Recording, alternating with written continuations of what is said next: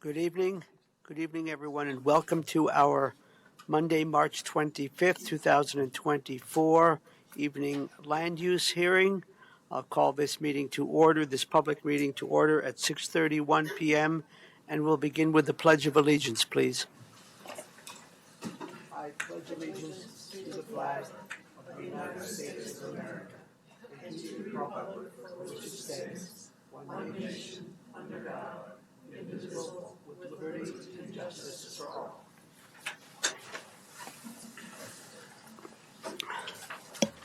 Thank you all very much. My name is John Kafalis, Commissioner from District 1. I'm joined by my Commissioner colleagues, Kristen Stevens from District 2 and Jody Shattuck McNally from District 3. Behind us we have Heather from our Clerk and Recorder's Office. She is taking notes and recording the meeting, and she will be compiling all of that. Across the way, we have Frank Haug from our County Attorney's Office and various other staff people. And I'll ask Jenny if you would like to introduce your colleagues, please, or Rebecca. Yes, thank you. Good evening, everyone. Good evening, commissioners. We respectfully request that all members of the audience please silence your electronic devices. Please help yourself to a copy of the agenda and the hearing procedure instructions, which are located on the wall to the right of the hearing room entrance and are also posted online. If you are next to speak at any time, please make your way quietly up to the front of the room to conserve time. And please wait to speak until you are recognized by the chair of the board. We ask that the audience please maintain civility, refraining from any applause, comments, or disruptions, whether positive or negative. Please make your comments directly to the Board of County Commissioners from the podium. We do have a portable microphone available if needed, as well as assisted listening devices for anyone who may need that assistance as well. Please state your name at the beginning of your comments and provide the spelling of your name if it's unique. And please speak directly into the microphone so that remote participants, those who are on Zoom and those who are in the room, can hear. For those who are on Zoom, you will be muted until you are recognized by the chair. And if you wish to speak on an item, please use the raise hand button on the Zoom control bar, or *9 if you're calling in from the phone. Tonight with us we have Frank Haug, our Assistant County Attorney. We have Connor Sheldon with Engineering, Justin Curry with Planning. I'm Rebecca Everett, Community Development Director, Jenny Axmaker, our Planning Manager, and Leah Schneider with the Department of Health and Environment. Thank you, and we're available as you need us tonight. Thank you very much, Rebecca. So tonight we have one discussion item, and that is the Lemmon Family Trust Conservation Development, file number 22-land 4255. And let me say a word about discussion items and how they proceed. So we'll have a full hearing this evening, and what that means is that in a moment, staff will make a presentation, information that we have in our packet. We have the opportunity to ask questions of staff, and then at some point we would shift to the applicant making a presentation. The applicant will present. Of course, we'll open public comment. Once we close public comment, the applicant has an opportunity to provide a response or a rebuttal to some of the issues that were raised. We can then from there we can ask further questions of staff, but ultimately we move to a deliberation phase in this hearing, and ultimately a decision based on the motion. So that's kind of how it works. Rebecca, did I miss anything by any chance? No, I don't think so, but I'll just let you know we're having some internet connectivity issues over here, so it may just take us an extra minute to pull the staff presentation up. Okay.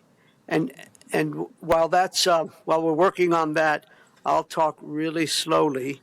But I was wondering, there are a number of folks in the audience, and there may be people online. Please, by a show of hands, how many folks are intending to offer public comment? So it appears that it's a good dozen or more people. So I'm going to suggest that you do your best to each person have approximately 2 minutes to offer your public comment. I hope that's acceptable. And if I can just add in, we did have one hand raised online. And we have one person? Thank you, Jenny. Have we, we're still working on figuring out the One more internet? moment. Okay.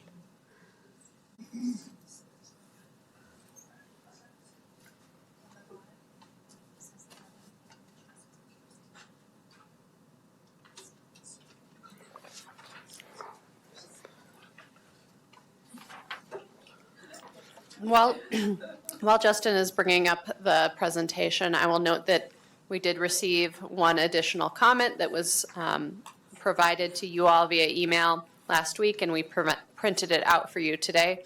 So while it didn't appear in the published agenda and packet that has been provided to the commissioners, I'll also note that the online packet was missing a few of the attachments from the Planning Commission packet, attachments D, E, and F, which we have also printed off hard copies and provided to you all for tonight. Thanks, Rebecca. And I believe is it attachment F that includes the referral agency comments? That is correct. And I believe some of that was captured in the conditions of approval. Yes, the referral agency comments are addressed in the staff report and through the recommended conditions of approval.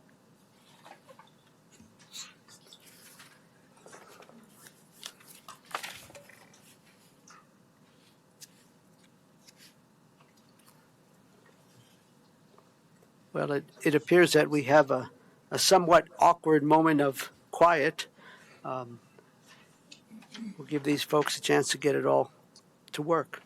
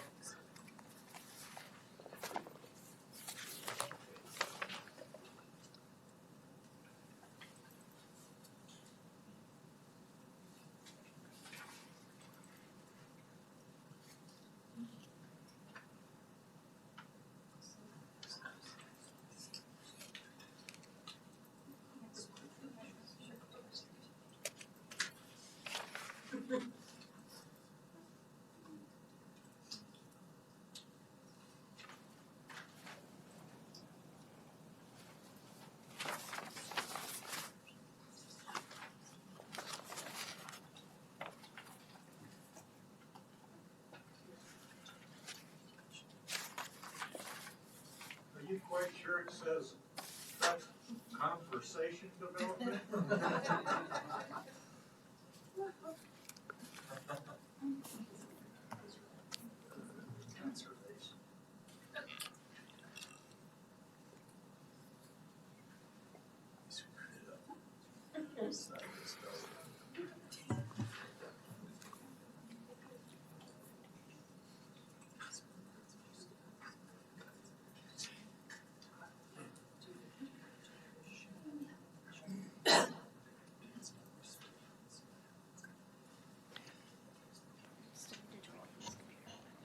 All right, we're almost there. We need to do a computer restart, but Jenny's going to share the Planning Commission slides for this item while we get Justin's computer hopefully working, and that will cover most of the presentation. Then hopefully we'll have the additional slides available by the time we get to the end of that presentation. Thank you. Please proceed.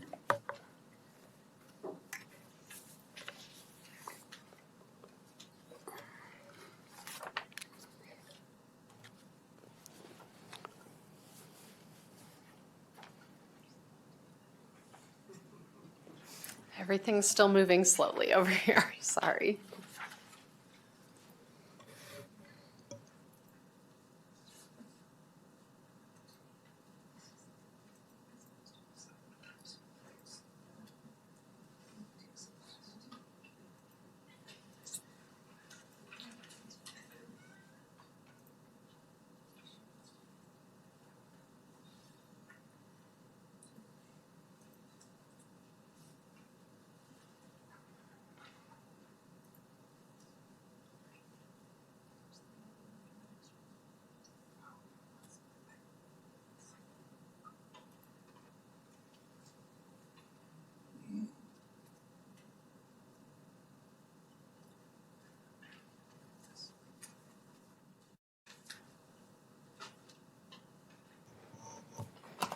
Okay. Good evening, everyone. Sorry for the technical difficulties, but like we mentioned, this will be the slideshow that was presented at the Planning Commission on February 21st. Again, most if not all the requirements are the same for that hearing versus this hearing. The development review procedure and everything else is the same. So go ahead and change the slide, please. The location of this of the proposed project is in the southeast corner of County Road 21 and County Road 4, just southwest of the Berthoud GMA and jurisdictional boundaries. Next slide. The request is a preliminary plat approval for conservation development to create 45 residential lots on 241 acres and is located in the RR2 zoning district. Again, the total acreage is 240 acres. The services, the access will be provided off of, primary access will be provided off of County Road 21. It is located within the Little Water Thompson district, who will provide water service for this proposed project. It is in the Berthoud sewer district, but there is no sewer or public infrastructure in the area, so all the lots will be on a public, or excuse me, on-lot septic system. And then the fire district is Berthoud Fire. Next slide, please. So there was an additional slide I put on here. So this, like I mentioned, is a conservation development. And per Article 5.8 of the Land Use Code, any residential development that is 30 acres or larger is required to go through this, what we call a conservation development process. And the distinguishing thing about that process is that there is a certain amount of a percentage of the land that needs to be, that can be developable. And then there's a certain percentage of the land that has to be held in residual land, which is not allowed to be developed. There are some agricultural uses allowed to be on those residential uses, but that's very minimum. And that's the intent of that is to, again, keep manage the open space, and then keep some open area and agricultural uses for the rural Larimer County, which is that the environment that you all are used to and aware of. And so for this one, that is located in the RR2 zoning district, like I mentioned, and it's on public water, but will not be on public sewer. They're required to go through the 50-50 development. So 50% developable, 50% held in residual land. And then on top, in addition to that, there is our standard review criteria in Article 638 of the Land Use Code. And this is just guides the county and decision-making bodies shall review development pursuant to these standards. One of those is compliance with the code. Next slide. Compliance with other applicable regulations. And so this was referred to multiple referral agencies to review the application with regards to other county, state, and federal regulations. And then those referral agencies' comments have been addressed or will be addressed with the final plat application or submittal. Compliance with prior approvals.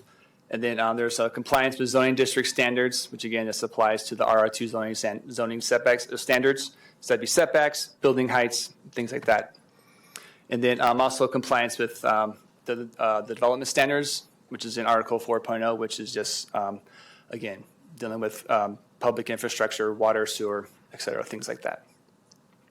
And then there's compliance with other code provisions, which the proposed subdivision shall comply with all standards outlined in Article 4, Article 5, and Article 5 of the Land Use Code. Next slide. In addition to those general standards, there is the preliminary plat development standards that this project has to adhere to. And there's a list of these here, which all complies with the use, density, and design standards set forth in the code, provides layout of lots, roads, driveways, utilities, and drainage. And it provides evidence to show that all the proposed subdivision that may involve natural hazards, including flood and wildfire, which this one there, as you know, the Little Thompson River flows through the northern portion of this property. And so there'll be, we do have floodplain there, and there are setback standards for this floodplain where no development will be allowed. And it provides evidence that provisions are made for public sewage disposal system, which again, all the lots will be on-site septic. And then as applicable, if the project will be phased, each phase of the subdivision has to meet our subdivision and design standards. So each phase has to almost act as a subdivision on its own, so that every lot has the adequate public facilities and things like that, and the connectivity that's required. And then the subdivision is consistent with the subdivision sketch plan.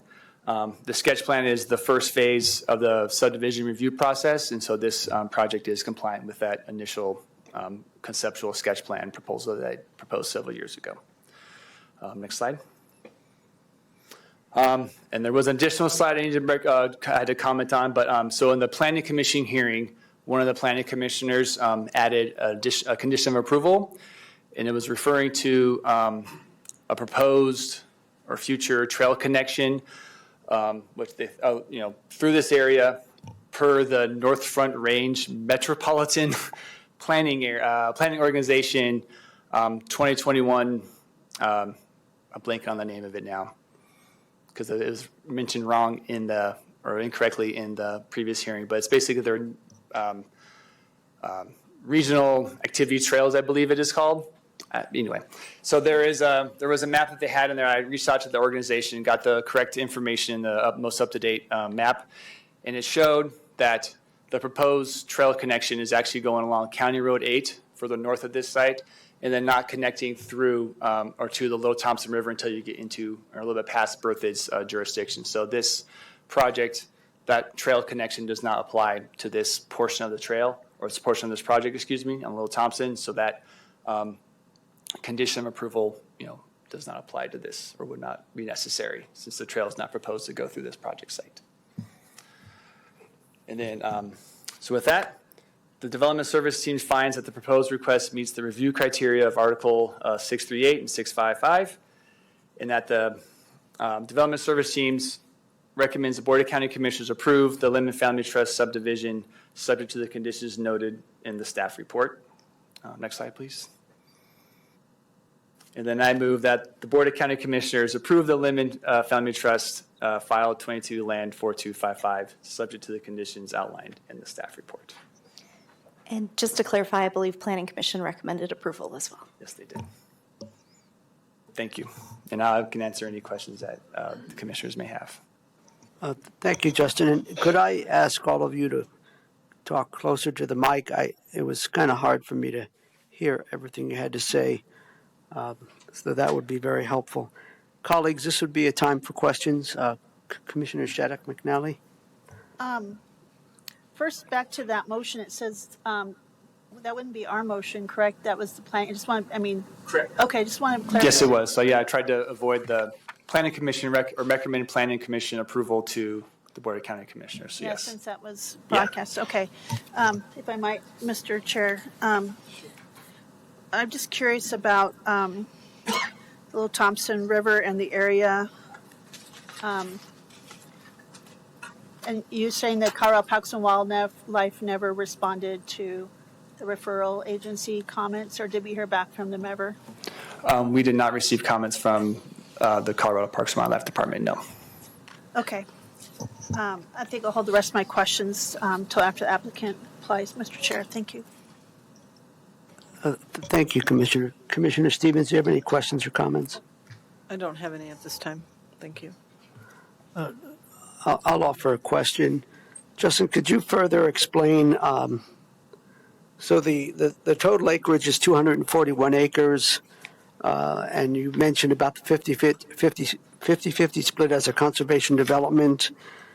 In our packet, it talks about 7.3 acres dedicated as right-of-way. Could you just explain that a little bit better? And then also with regard to, as I look at the map, the Little Thompson River, it appears that it goes through the proposed development, and then there's an area that must be in the floodplain, and that's not developable, and that's where there might be wetlands. Could you talk about that a little bit more, please? Yes, so like you mentioned, that 7.3 acres. So whenever there's a proposed development, resident development along one of our county roads, we do, and then based on the classification of those roads, whether it's a collector, arterial, et cetera, we do, there is a minimum right-of-way width that road needs to be. And so some cases we have to, the applicant needs to dedicate additional right-of-way for that county road. And so for County Road 21, I believe it's a arterial. I may have to defer to Connor on this exact stuff, but it's a major collector with, I believe, a 100-foot right-of-way requirement, so we need to get that additional 20 or 30 feet, whatever it may be. And so that's where that, for County Road 4 and County Road 21 on the north and the west, there was additional right-of-way required for this project. So that's where that 7.3 acres came from. And so the Little Thompson River, the way the map shows it, it looks like it goes through the proposed subdivision, and then it enters into an area. I'm still trying to figure out where that floodplain is and where the wetlands are. Yes, like you mentioned that the river does flow, through the northern portion of this property. A majority of the development. Oh, thank you. Let's see. Oh, actually, if you want to give me a minute, my computer's up and running, so I can bring up my slideshow and I can control it, and that way we don't have to. Yes. So yeah, give me 1 second. Thank you very much. And folks, I do apologize that for any inconvenience. Sometimes stuff happens, as they say. I hope you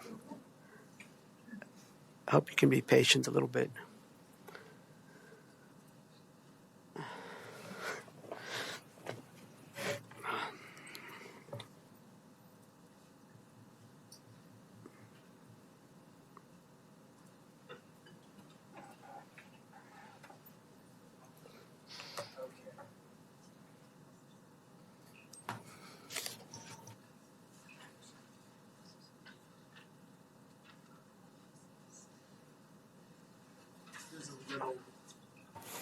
Here's a little better map of it. So it is, so this map here, this northern part, or this part here in the east, on the left, excuse me, the right, is the northern part of the property.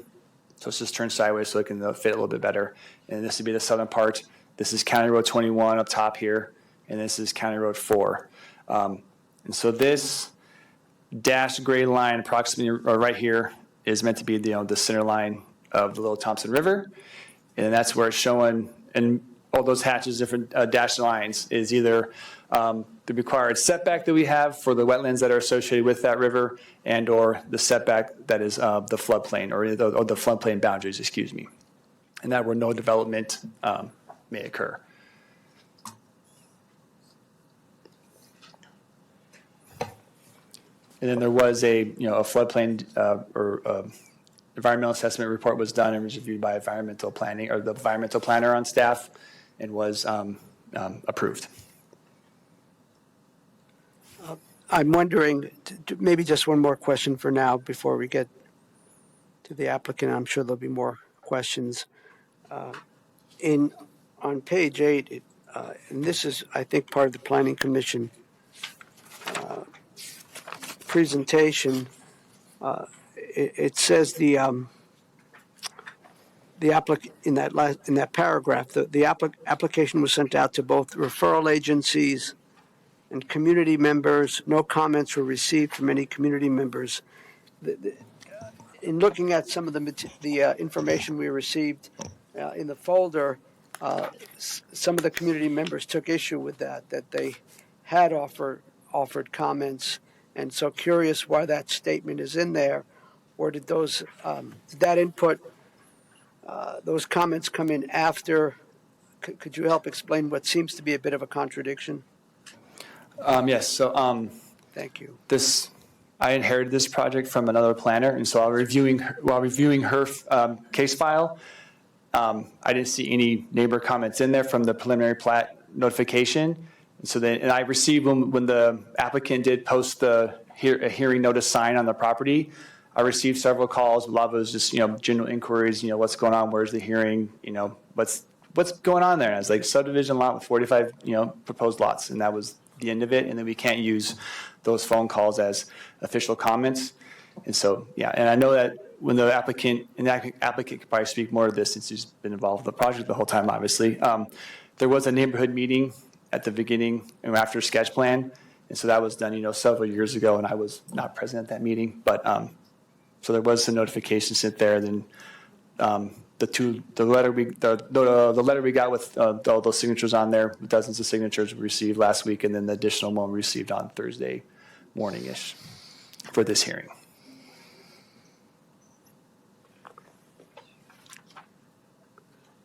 perhaps one final question, and this has come up before, and maybe it's more in the policy realm, but in terms of our general rule of thumb, when there is a proposed development subdivision, the way we notify folks is within a 500-foot radius, and it seems like it's come up before when we're in a rural area. Sometimes that doesn't capture all of the interested parties. I don't know, Rebecca, sounds like that might be something you want to comment on, please? Yes. The 500-foot radius for notice is the standard number that's in the code, and that's a land use code standard. So if there's interest from the commissioners at some point as a matter of policy in updating the code to change that radius or base it on different kind of contextual considerations or something like that, or by type of project, for example, those are code changes that could be considered in the future. But in the case of this application, that 500-foot radius met the code requirement. Thank you, Rebecca. And I would like us to revisit that 500-foot radius notification requirements that's in the code for future consideration. Commissioner, do you want to add anything? I would just like to, I would like to change that too. As somebody mentioned in one of the letters, that for rural situations, it makes less sense. For real urbanized areas, I think 500 feet does take care of a lot of the neighbors. But in a rural setting, it makes sense to extend that, I think. So I would like to see that come back. Thank you. Thank you.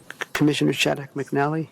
Thank you, Mr. Chair. I would, that was a comment I was going to make as well. I think this is something as a Board of County Commissioners we've discussed the last few years when we've had other land use things. Then I think sometimes it was kind of discretionary whether it got out to a bigger group or not. And so it's something we kind of talked about then. I think it'd be something that needs to be kind of, if we can, to address that. And I think as someone who lives in unincorporated Larimer County, out in the rural parts and have property and understand, how far apart people can be in, different lots, I think it's really important to, I know there's a cost to that, but I think it's really nice to hit a larger area. So I have other questions, Mr. Chair, but I didn't know if you had a few more other ones you wanted to ask first. If I can go after you, please. Thank you, Commissioner. I think I'm good for now. Do you want to continue with your questions? Yeah, I think I have a couple more before the applicant. I want to, Justin? This document that we got, the hard copy today from the Planning Commission with the diagram, I don't see what the dark purple here. I don't know if you can see that here on the map. What is that the 10-acre? That's my first question. Is that the 10-acre open space? But it looks like there's an extensive trail system and that is in there that's actually in the riparian area that's been designated by 100 feet, which I'm curious about. Is that the purple? Why it's a different color? Because it's designated as open space, or why is that area kind of a different color than the other open space in the rest of the development? Does that make sense? Yes, it does. Give me 1 second to look at it as well, please. And then the applicant might be able to answer that question better than I can as well. But give me 1 second. Okay.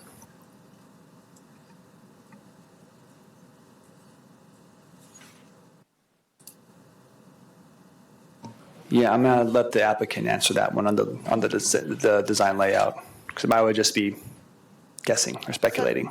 So it just looks a little different. I see the color coding, but I just want to make sure that's the floodplain open space overlapping. Yes, I mean, I know that they're proposing like a park and gazebo type stuff over there, so maybe that's why they're distinguishing that. But again, I would have the applicant explain that further. And then I just want to understand and clarify that I see 3 other approved building envelopes of 2-acre building envelopes that are in the wetlands on this diagram. There's one over here and there's 2 over here that are green.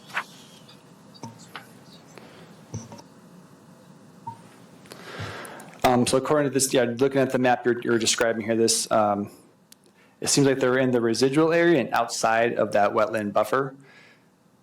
Let me see here. Yeah, they're outside the 100-year floodplain. So that yellow area is the residual land that is the parcel where the building envelope is the developable area within that residual land parcel. If that makes sense. Let me clarify for myself. So the ones that are outside of the area, but they're in the residual area, there's 3 building envelopes. Those are developable. Those will be building envelopes as well for other homes. Correct. Those are meant to be building envelopes for single-family homes.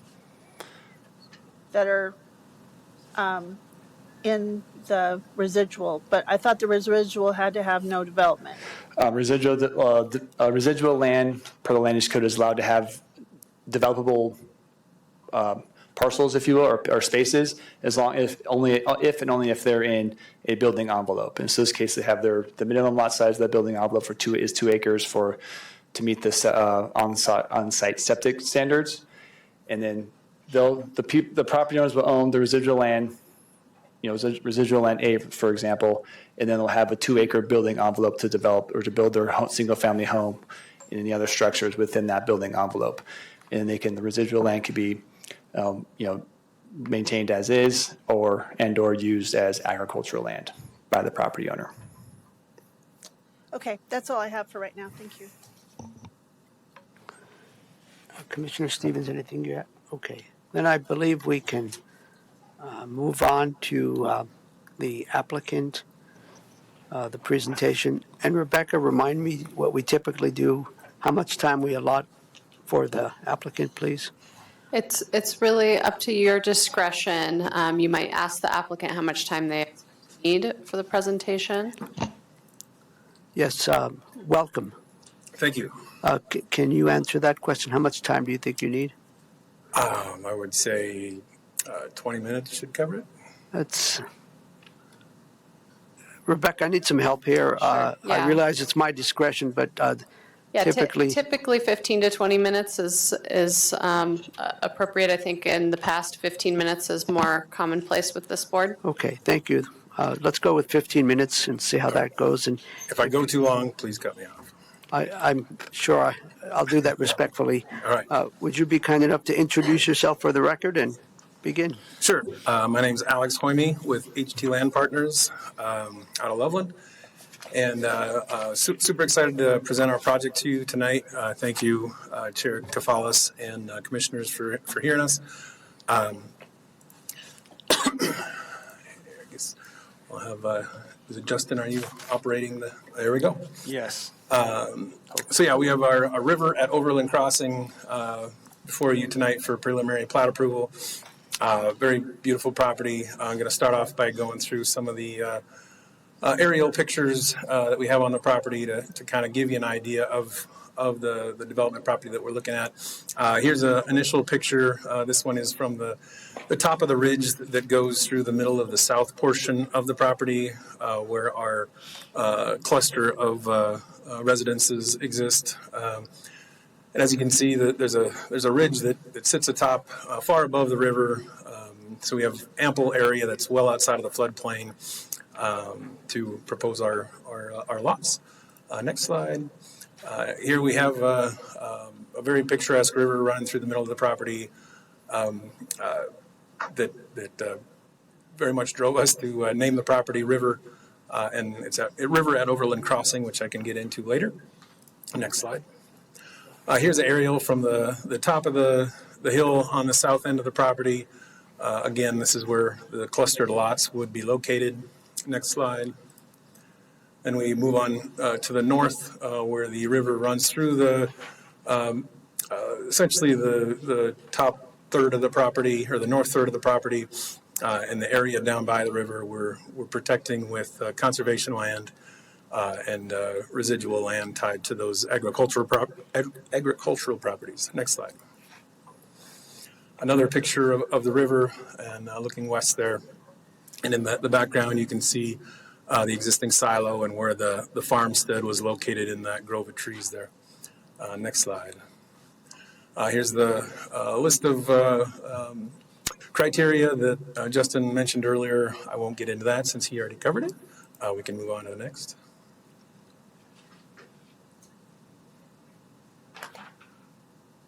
So we have I want to go through the main items that kind of drove our design approach.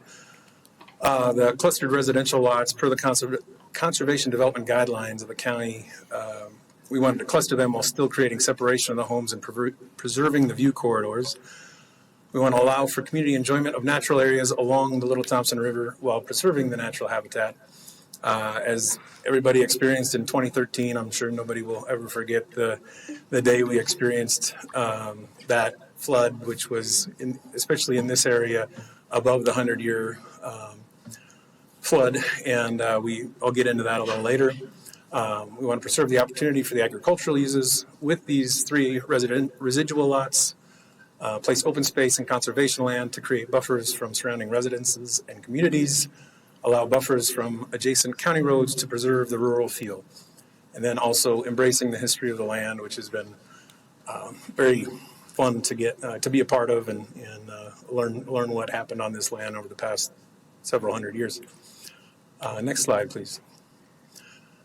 All right, so we talked about the clustering of the lots. Hopefully this exhibit provides a good idea of how we're accommodating that. And then we have the open space that's running through the middle of the property there. And if you click on the next slide, you can see through the topography that there's that existing ridge that runs along there. And essentially, we pulled the lots away from the top of that ridge to preserve the look and feel of the area. And so many of these homes will be below that ridge. And, the houses looking from the west will not be seeing the houses on the east and vice versa for the houses on the east. And in this exhibit, you also see the 3 residual lots that abut the north and south side of the property. And to speak on this is a good slide to speak on the question that Commissioner Shattuck McNally had. These 2 residual lots, the county's guidelines allow a building envelope to be placed on a residual lot if it's at or above 35 acres. And so that's what gives us the ability to provide these building envelopes per the county code. And so we've placed these lots to create separation from the roadways while still keeping ourselves out of the wetland and riparian setbacks. Next slide. Here is the open space A lot that's on the north side of the clustered lots. And you also had the question in regards to the trail system. This trail will be a granular trail, either with crusher fine material or just the existing sand that's at the bottom of the river basin already. And essentially what that does is it gives residences or any users of the trail a path to follow, so they're not just finding any path they would like to cross that river corridor. And so we will minimize disturbance by either using the crusher fine trail or positioning the large cobbles that are already down in that area along there to allow entrance into the river corridor, but still keeping that to designated areas as much as we're able with the constraints on the river corridor.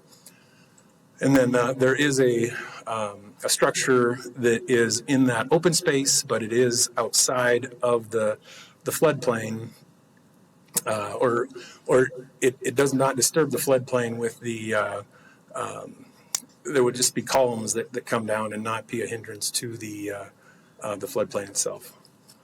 Next slide. All right, here, just the overall landscape view. You can see the overall trail corridor.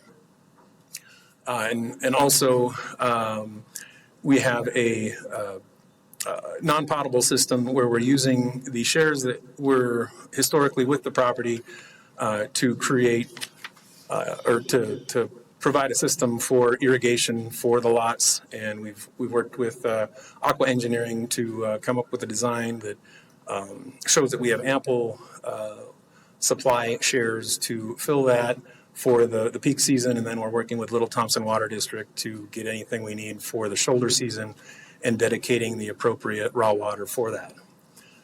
Next slide. And as I mentioned earlier, we're very aware of the floodplain and have done significant research and evaluation of what happened in 2013 to ensure that we don't provide any issues with future flooding of the area. Next slide. So this shows a Google aerial app shortly after the flood. It's fairly easy to see the damage that was caused by the flooding, and there were three dams that broke upstream of our site here, and that surge came through and essentially exceeded that 100-year floodplain quite substantially. Go to the next slide. Here we've overlaid our plan on the impacts that are shown from the aerial. And as you can see, the blue dashed line is the floodplain that we're adhering to, or the flood fringe that we're adhering to. And the damaged area falls generally inside that area. Next slide. So we also talked to preserving the agricultural uses with these residual lots. And so this is a close-up view of the two lots on the north and their associated building envelopes, as well as the lot on the south.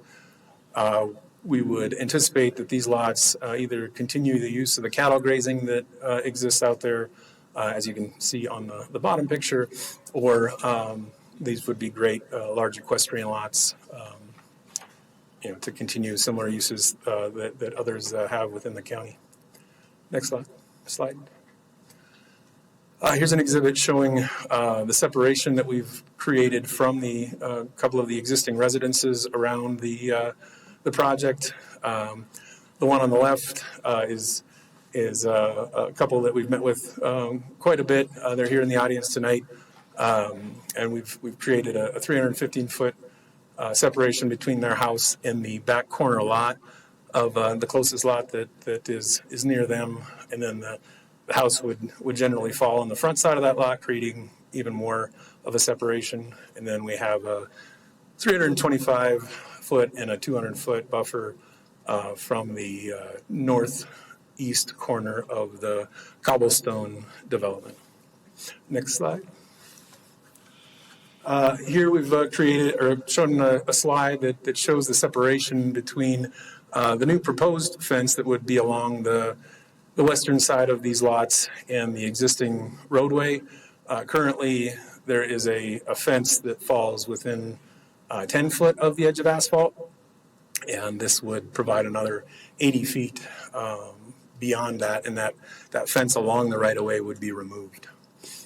This also would show how I guess in this situation, we're pulling that fence back, and as you can see on the right there, which is on the north of the cluster lots, we're opening that fence up too.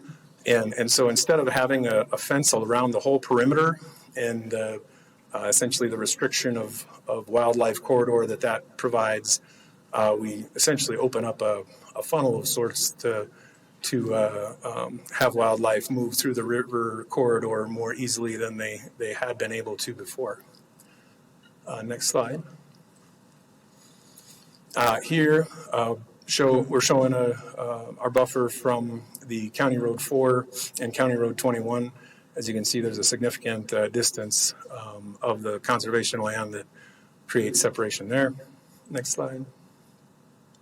And then, as I mentioned earlier, we love to get into the history of the land, and so the name River at Overland Crossing comes from there used to be a wagon train trail that used to go from Denver to the Overland Trail up north of Colorado, and so that's where the Overland Crossing aspect came from. And then the Lemmons owned this land previously, and Rodney Lemmon was the caretaker of this property for many, many decades. And so we're memorializing him and his family with the naming of the roads. And then their cattle brand was L7L. And there's a cool story behind that I won't get into with the 2 minutes left.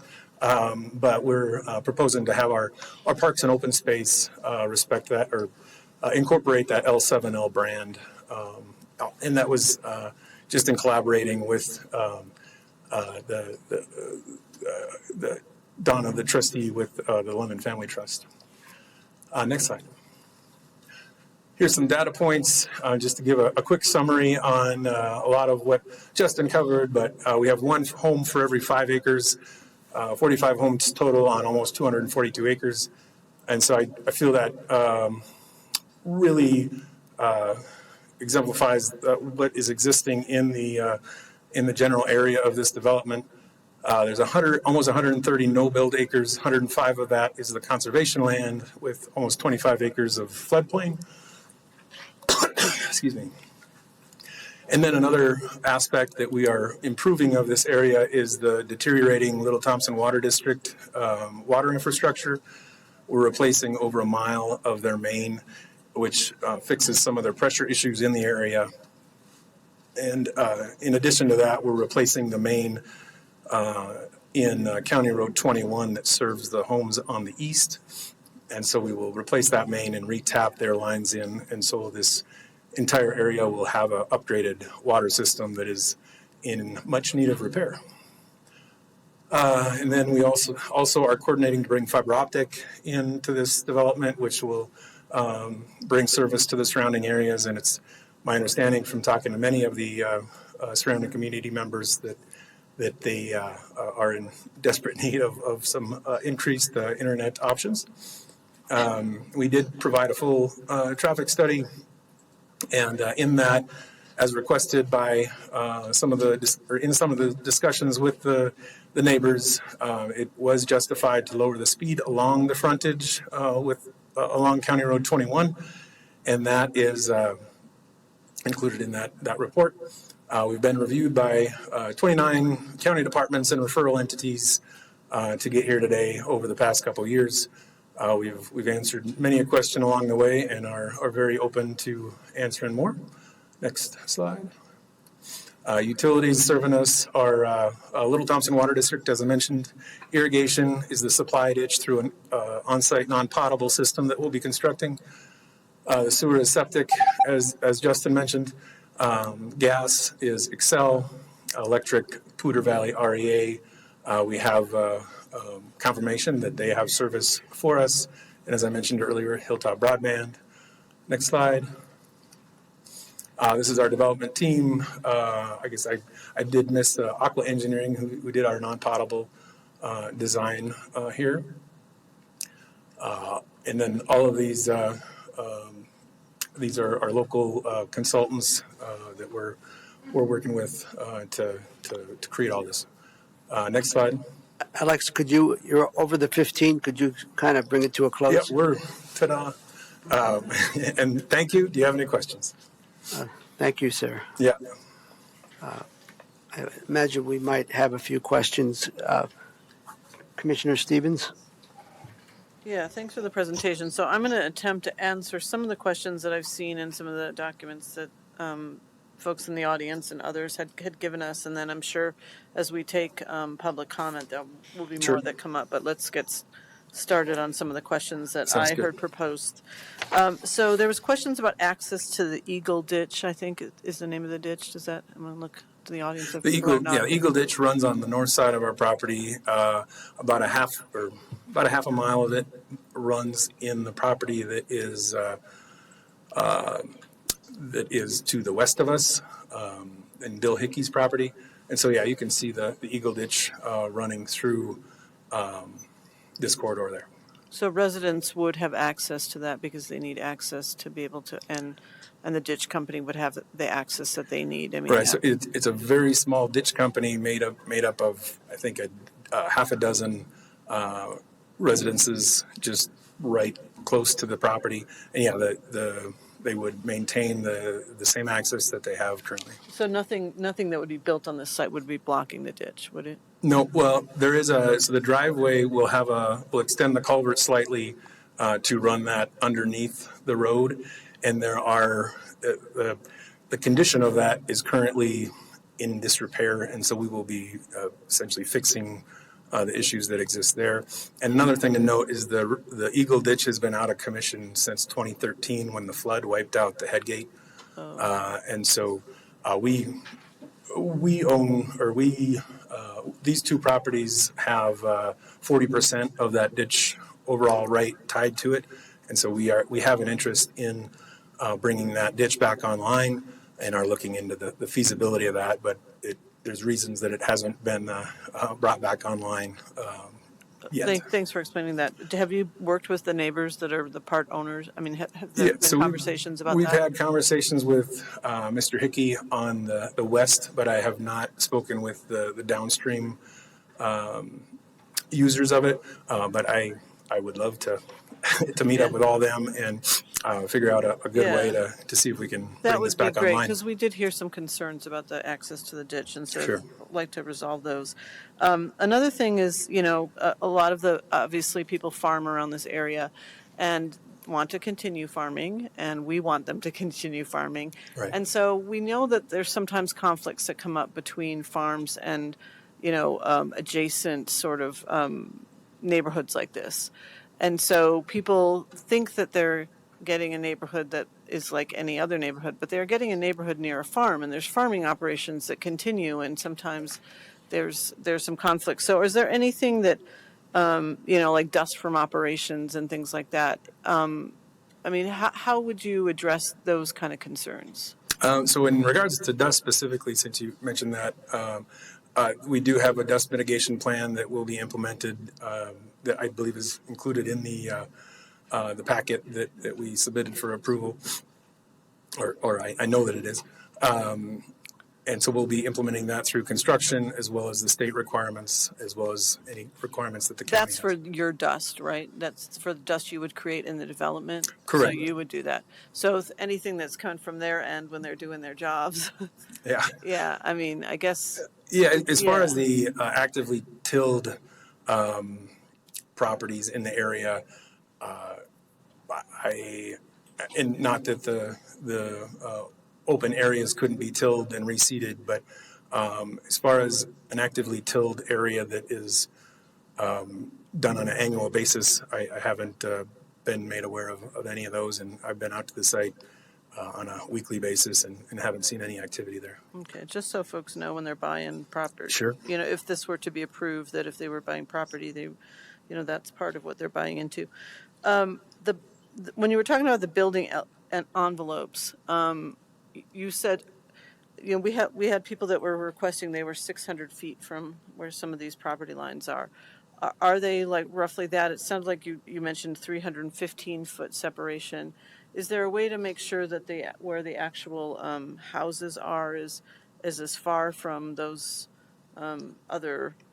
those farms and other places? Right. We've gone through 15 to 16 iterations to get to this point, and essentially that was in efforts in hearing the responses after the neighborhood meeting and meetings with the neighboring property owners of what their desires were, and so we tried to get a best balance of all that.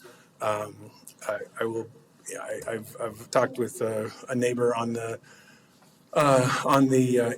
east of us that I'm guessing you'll hear from in just a moment, about how we've been pushing to create that separation. And there was another slide there that shows what we have in that regard. There's essentially a football field between their house and the nearest lot corner. So on the left there, and so that's the buffer that ended up there. And then on the other property on the south end of the development, we have the 325 and the 200. And Steve Glow spoke at our last hearing and is very in much support of what we're proposing here, and is very happy with the outcome. Well, thank you for working with people on that. Will there be any landscaping that's added to sort of like make sure that that buffer feels, kind of. Yes, so we do have a landscape plan in efforts to, in these areas, in the residual areas, we're leaving it as native.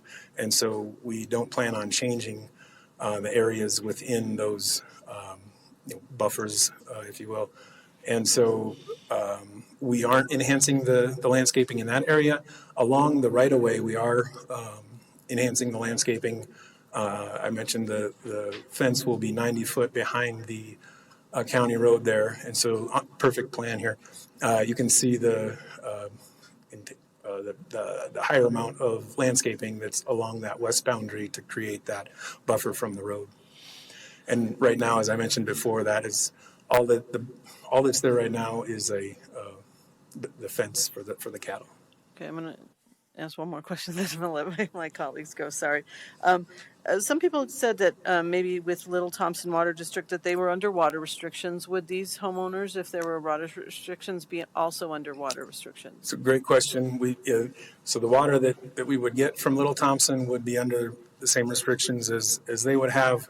As I mentioned earlier, as far as irrigation, which is what typically drives the water restrictions, is the irrigating. We have a non-potable system that will, as that ditch runs, will serve the open space as well as the residences with the irrigation water. And so that, especially with the 2-acre lot, that is a significant amount of water that is not in need of being treated by Little Thompson. And so the amount of water that we'll need from Little Thompson will be reduced because of that. Okay, thank you. That's all for me now. Thank you. Thank you, Commissioner. Commissioner Shattuck McNally. Thank you, Mr. Chair. I have a few questions. Yeah, fire away. Okay. So first and most importantly for me, and I'm going to start off with a statement so you know where I'm coming from. Sure. I guess I'm going to show a little bit of my bias. You talked about protecting the floodplain area, but this is more than just a floodplain area, and this is really important to me because about only 1% of Colorado's land is riparian area, but this is really huge for our state because when you think about it, I think it is over 90% of the state's 800 species of birds, fish, wildlife depend on riparian habitats. And this is not only having the ditch have a kind of wildlife corridor, in my opinion, and being a wetland area, this riparian area is critical for the survival of dozens of species. And being up near the foothills, and I know this area well because, full disclosure, I don't live close to here, but I drive through there because I live west of Loveland and Berthoud area in the foothills, so I know this area well. And I'm very concerned. I know that you have 100-foot setback for riparian area, which that's nice to see, but it's more than just about the floodplain. It's about the critical habitat for the riparian area, and that's one of the reasons I asked about the open space and the trails, because they're kind of overlapping into this. And when people make trails and then social trails happen and then people have their dogs walking, and I don't let my dogs run kind of loose when I know there's wildlife around, and I know there's wildlife around because I have sometimes 200 elk in my yard, so I get it. And I'm curious about these other building envelopes and having development on either side. I know there was some things that's one of the reasons I asked for CPW's feedback. I just know there's a lot of wildlife in that area, and I'm wondering what, first off, that's my first question after I made my editorial. I apologize for that, but I'm pretty strong about that. What kind of measures or thoughts did you take into account for the wildlife that's in this area? Because this will be a huge disruption. The construction, nesting patterns, et cetera, et cetera, et cetera. Right. Yeah, thanks for your question and concern. And we have taken an approach with both the positioning of the residual lots and the positioning of the open space to provide that buffer. And as you can see on the north side, there are two residential sites there In some of our initial iterations, we had a cluster on the north and a cluster on the south, and one step that would cut down on that impact to wildlife is minimizing that northern cluster, or eliminating that northern cluster, and focusing things on the south. Not only will that limit the construction, or the primary construction activity to the south, but the activity, the residence activity will be primarily on the south as well. And as I mentioned with the trail system, I think we all know that people are drawn to the river, and so if we don't provide some pathway through that area, a pathway is going to start, as you mentioned, and so doing what we can to minimize the impact while still providing that curiosity access is something that we thought through in coming up with this. And we've also we do show a trail that goes up to, or that goes up on the page here, but to the west and loops around to the main road.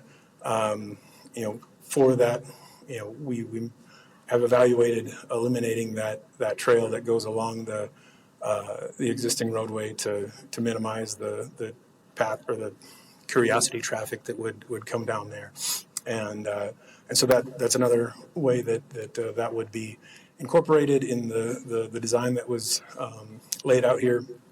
And another item that I mentioned earlier, and might have glazed over it a little bit, but the existing fence that currently runs the whole perimeter will have more of a break that allows more of that passage of wildlife through there. I guess in one respect it may be argued that doing that may push the wildlife into the road, and if that's a concern, we can adjust that and put it back to how it is right now. But we feel that kind of provides a more open area, and we provide more of a landscape area in that top northwest corner of the clustered residences that provides more of that, or kind of keeps that landscape buffer between the residences and the wildlife corridor. Okay, so I'll continue on that vein. My colleagues know, and a lot of people know, I'm a big night sky protection, light pollution. That's a big thing for me. Sure. We have a lot of folks who, as you talk about in equestrian and having barns and houses, and people have big outdoor lights, and it does impact migratory birds and wildlife. And I'm just wondering if you have the covenants and stuff. Have you talked about night sky? And I do know of a certain other development in Berthoud, and they've done a great job with downward lighting, and it's almost pitch black. And I'm just curious, what is your plans for night sky and protecting that, and maybe even go above and beyond than the county standards? So. Yeah, so until the Planning Commission hearing, that had not been brought up, and so there hadn't been a discussion on how that would be addressed. Our HOA documents are not finalized yet. I'm a proponent of dark sky as well, and so I have no objection to incorporating that into our HOA guidelines.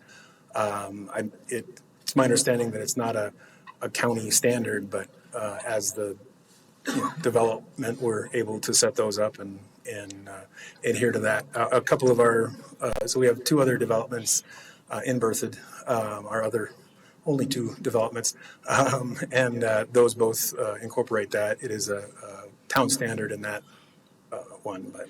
I do believe there are county standards for lighting. Am I correct, Rebecca, that we do have night sky? Some night sky things I know I'm looking into some more of that, but we do have some county land use codes or building codes about night sky, correct? That is correct. And this project would be held to those land use code standards that are currently in place. Great. So just want to let you know there are some. No, that's super, and I'm a fan of that as well. Okay, my next question is, because it's another area of interest of mine. I see there's an oil and gas setback for a plugged-in abandoned gas well. So a couple of questions there. How and when was this plugged? I believe it was, and I say I believe because I don't have a document in front of me, but back in the late 70s or early 80s. So it has been some time ago.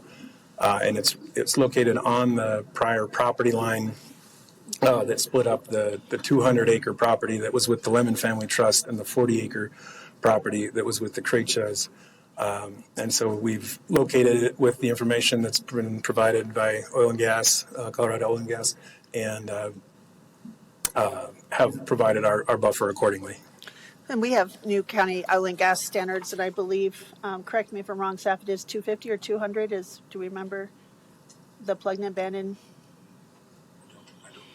I just want to make sure that's correct, but I see that circle goes into some of those building lots. So are the homes going to be? No, there won't be any homes or any structures allowed within that setback. So those building envelopes on those lots will be restricted. Correct. Yeah, the homes would have to be on the front sides of those and outside of that setback. Okay, thank you for answering Yep. that. And then you did talk about the native plants for open spaces. So I heard you say that. I just want to make sure that kind of clarifying that. So the open spaces in the especially near the riparian area, will have all native species. There's really not going to be any non-native species in terms Right. So of within the grass. riparian area, or within the floodplain, we are proposing minimal landscaping just along that park area, and then the rest of the area would have native species. And then one last question for now. You talked about the fiber optic internet. There are lots of other public options possibly, or other competitors. It sounds like you're looking to have one person come in and lay that fiber. Is it going to be fiber optic cable to the premise, and they're going to be owning that asset, and so it will not be open? So those residents will only have really one option. Is that correct? So we've been reaching out to multiple providers to provide more of a option there, but in this case, with who is willing to extend over here, that is the case, that it is with Hilltop, and we'll continue to explore other options and are open to any other options that you're aware of. We've talked to Pulse, we've talked to CenturyLink and Comcast. And I'm very aware of those options, so I'm just curious about it because I know that sometimes it's the incumbents, or whether it's grants and stuff, to be able to get public options in. So I'm just wanted to understand if you were looking just to have one option for internet into that, or we would love multiple, and yes, we'll continue to look into it. But for right now, Hilltop is who's been working with us.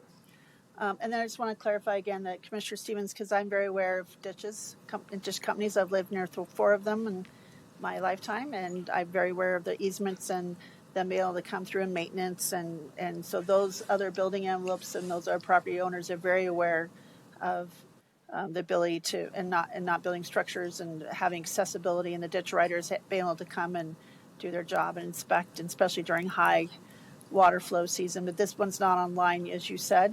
So right there, I will mention that there is another ditch that is online going to Grant and Patty's place to our east, and we are undergrounding a portion of that, which we would see as a benefit, as they won't have to maintain the above ground ditch with annual maintenance, as I'm sure you're aware of, and so we've worked with them on laying out a pipe that would continue the underground portion that comes to one area and get it over to the top of their property where their water currently comes in. okay, I think that's all I have for now. Thank you. Okay, thank you. It is 200 feet. Okay, thank you. I didn't know if it was 250 or 200, so I just wanted to double check on that. Thank you, Frank. Thank you.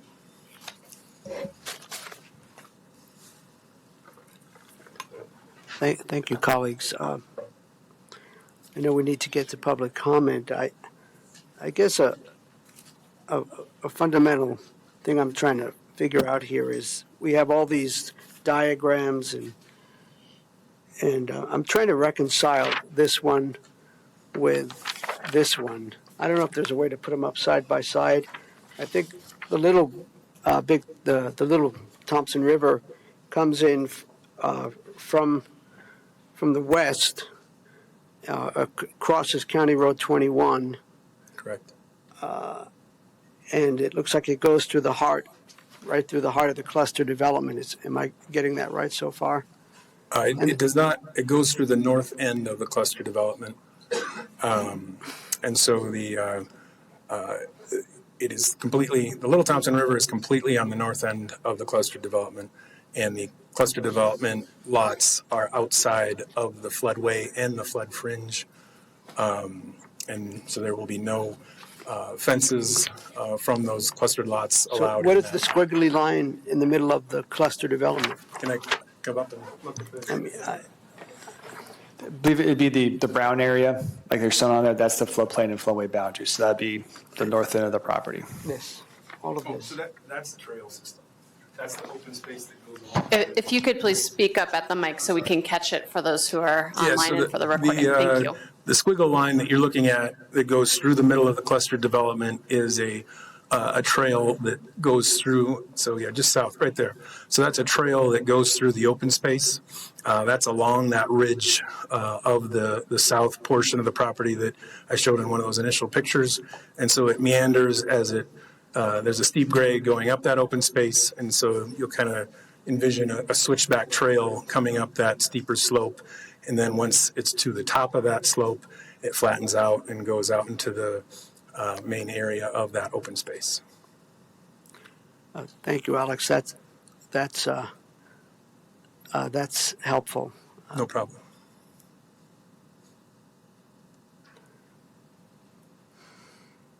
Thank you. I think I'm good. I'm good for now. Okay. So I'd like to suggest that we open it up for public comment. Sounds good. Thank you. And we'll begin with the folks here in person. I don't suppose there was a sign-up sheet or anything like that. Okay. We do not have a sign-up sheet for tonight. Pardon? We do not have a sign-up sheet for Okay. tonight. So let's begin. It looks like this yes, please. Why don't you, let's all try to do this in a good way. If you would, line up as best as you can or raise your hand. Welcome. Each person will have about 2 minutes. If you would be kind enough to introduce yourself for the record and all of that. Thank you. My name is Patty Martellaro. That's Martillaro. And I live on Singing Waters Farm, which borders the proposed development. First, I want to strongly object to the Planning Department stating in the PDF file to the commissioners that they did not receive any objections from the public regarding this development. We sent letters by registered mail with many objections, and the letters are signed by over 25 residents. Elisa Martin signed and returned mail registrations and signed by the 25 residents. We also sent emails and called the Planning Department, speaking mostly with Elisa Martin. Copies of the letters are in your folders. Many of these were sent over the past year. So there was ample warnings and responses to the development. And also for the record, even though we border the proposed development, neither John Foley's property or my property received a notice of this meeting. Earlier today, I was pleased to hear from developer Alex Homey that there will not be any public trailer parking within the proposed development, including near the river and wetlands. He informed me the Planning Department had included the requirement on the map in error, and it was being removed. We want to make certain this takes place because we are passionate about keeping the river and wetlands free of any intrusions, including this development. After the flood, we put in a lot of money and effort to restore this area to its natural wildlife corridor. The John Foley Ranch and the late Rod Lemmon and Grant Gillig and I were part of this effort to restore the land. We just recently have 2 of the bald eagles who have come back and are nesting in the cottonwood trees. Earlier, their nest had been destroyed in the flood and the following tornado.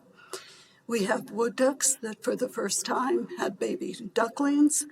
This is an active, very active and lively river wetlands.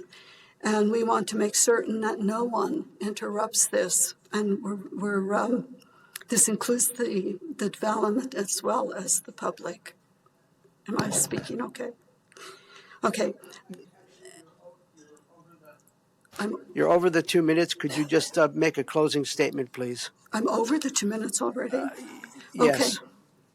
My closing statement would be this. Please. There are too many. 45 parcels are too many.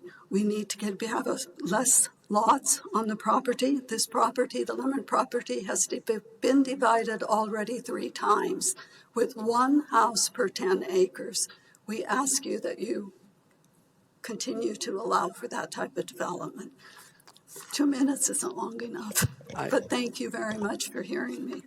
Thank you very much, Patty.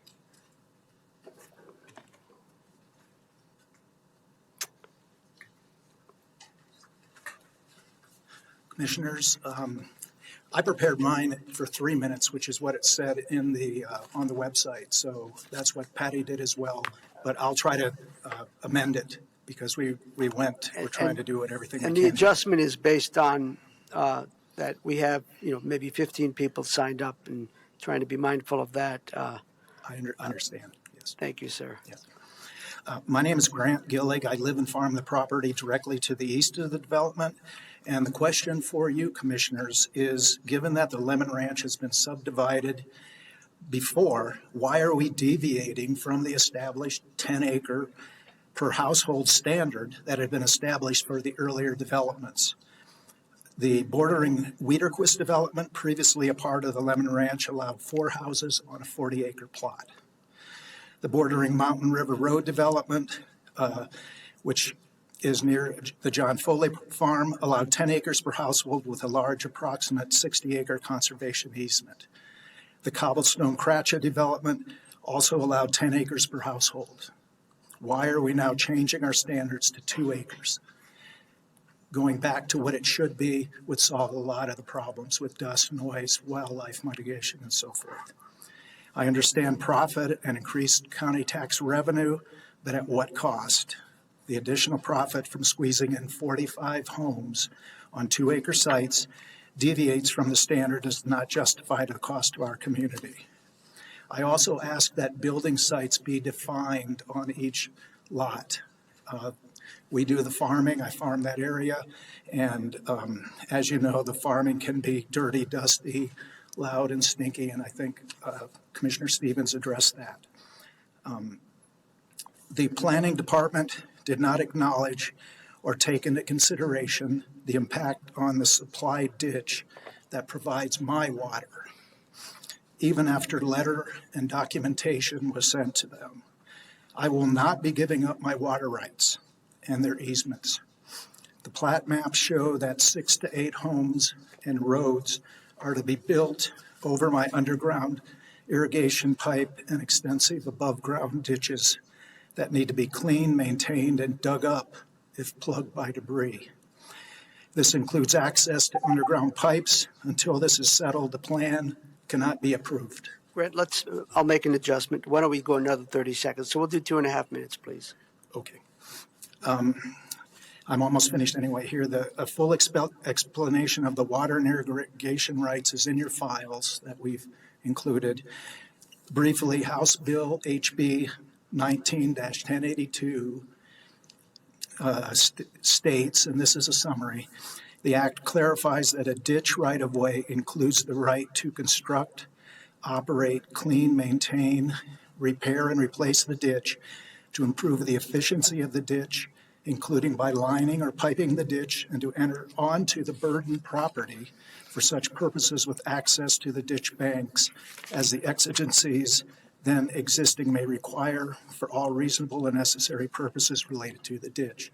So they're building these homes, and you've seen it there, right over my ditches, my open ditch and piping. And if we have to bring heavy equipment in there to dig it up because it's plugged. Thank you, sir. Okay, thank you. So Rebecca, we'll go with 2.5 minutes, please. And does the website say three minutes?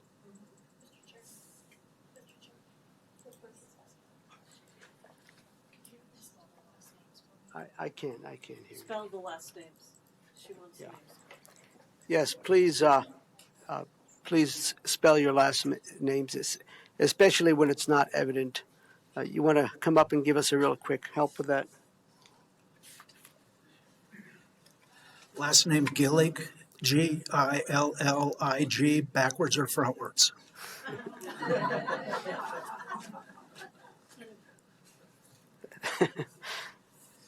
Thank you. What does the website say?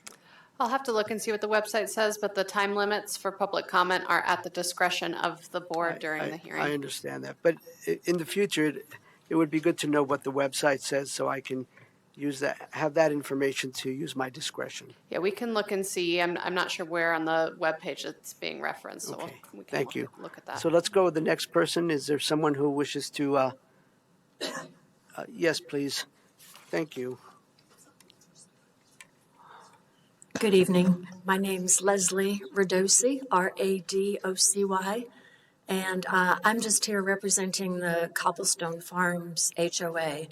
Our property is immediately south of the proposed development, so I'm not here to speak to any of the factors that the other folks have, but I wanted to be clear that because we are within that 500-foot notification, we've been involved from the get-go, and we've worked with Alex very, very closely and very well.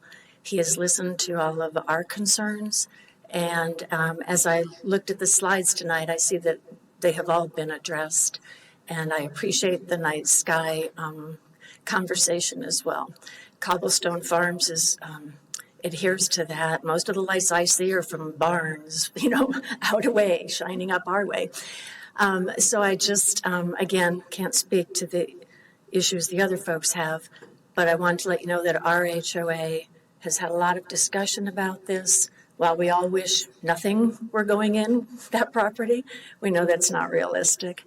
And the multiple iterations that have been done has scoped this down to the number of homes that it now is, and our HOA is not opposed to it. Thank you.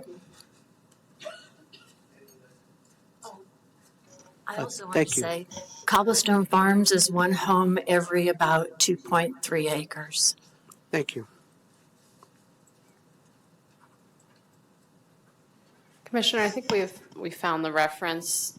I'm sorry? I believe we found the reference to 3 minutes online, and there's some improvement we could do to the communication there because the document that's posted online is actually referencing admin matters, not the land use hearings.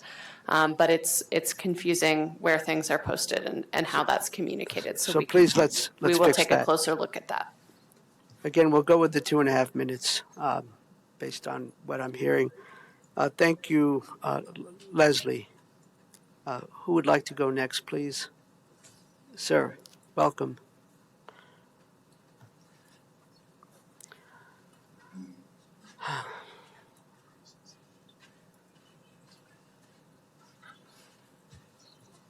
My name is Ronald Kenner, Kenner. I live at 2121 South County Road 21, directly west of the division. I have two concerns. One, that the land is elevated up on a hill, and when it storms, the water comes off that whole south part of that subdivision down to the county road. And just south of the entrance, there's a culvert that comes from the east under the county road to the west.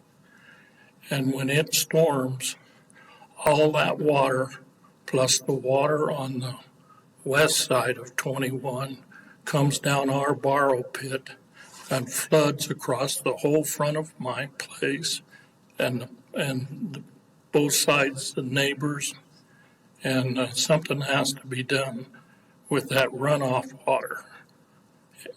I don't see why it should run from the east side borrow pit to the west side of the borrow pit because we're carrying so much water from the south of us. That was one concern, and then the other concern is that the traffic on that road. There's been several accidents on 287 in the last 3 or 4 months that they had to shut down the highway for hours. And all the traffic is diverted over to our road. And it's bumper to bumper to bumper in them situations. We catch a lot of traffic. There's only three roads that come from the south to the north: 287, County Road 21, and County Road 23. That's the only way you can get there. There's been a lot of accidents over the years in front of our place. I live just maybe 150 yards from the bridge, south of the bridge. I've been there for 52 years, so I know pretty much what takes place when there's storms and irrigation water and over the years. So my time is up, but them two concerns are serious things. Thank you, Ronald. You bet. Thank you. Who would like to go next, please?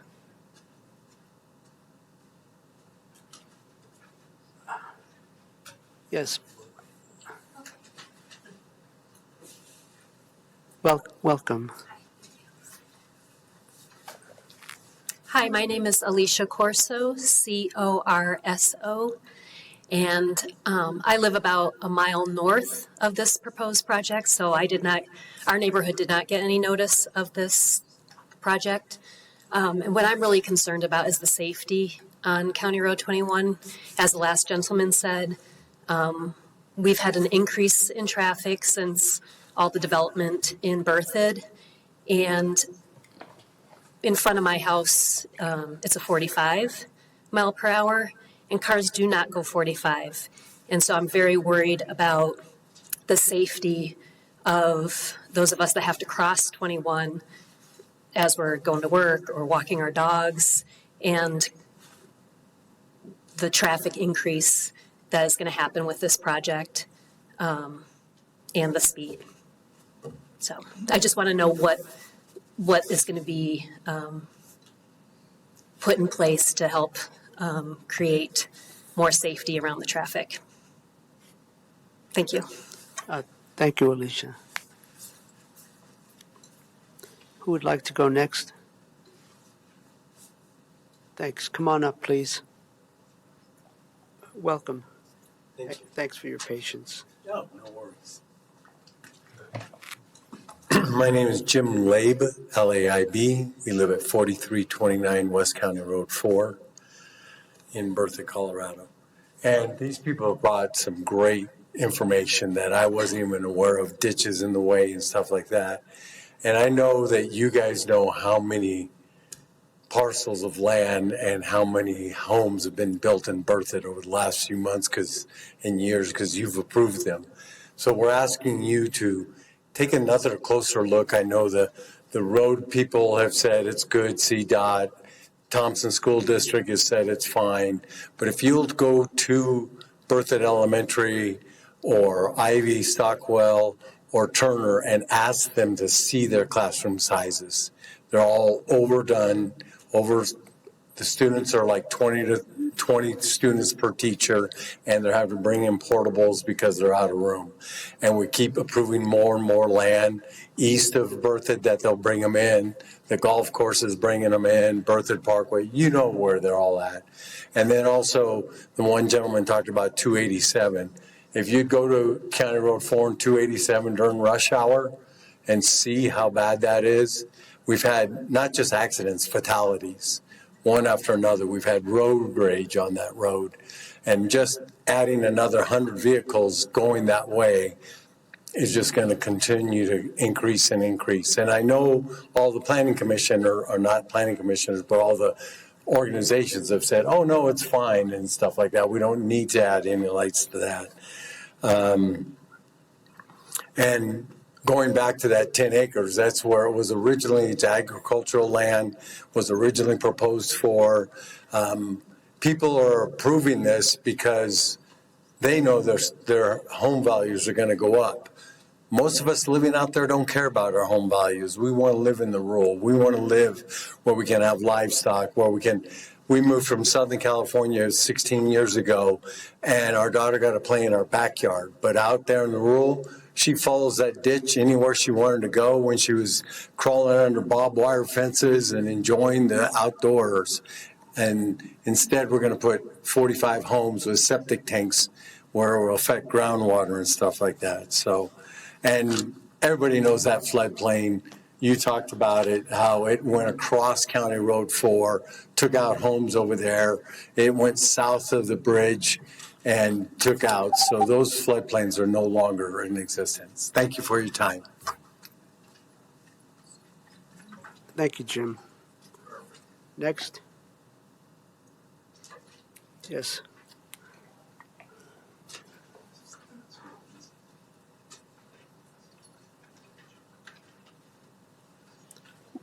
Welcome. Thank you. Good evening. My name is Jonathan Hall.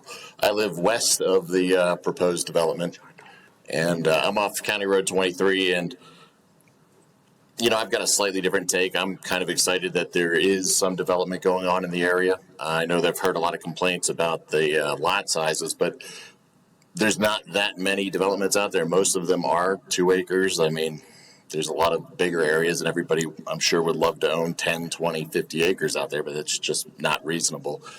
And Berthoud is expanding. I've been in town now for 14 years, and we really like Berthoud. We moved out to where we currently are 4 years ago, and we like the area out there, but there just isn't much for people to move to.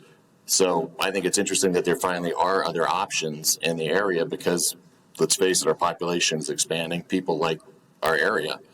So I don't think it's always a bad thing if it's done responsibly and if it's done correctly. It's zoned to be developed for that reason. So I'd like to see some traffic stuff happen, and maybe people that are commuting from Loveland down to Longmont might move there and actually take some of the traffic off the roads. So that's just a different take on it. I support it. I mean, obviously not everybody's going to like it. I'd like everything to remain status quo too, but that's not the case. That's not going to be the case. So thank you. Thank you, John. Next.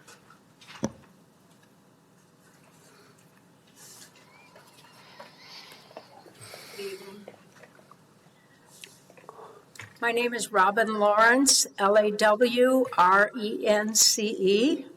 Live on County Road 4 and between 21 and 23. I've heard a lot of logical concerns. The one I'd like to bring up has to do with bicycle and ag equipment traffic. During the months of, say, April and October, you better be going 20 to 25 miles an hour. You can't go any faster past that equipment. The bicycle traffic is not regulated. And I've talked to the police and they've said, we don't know about it. If they don't tell us, we can't do anything about it.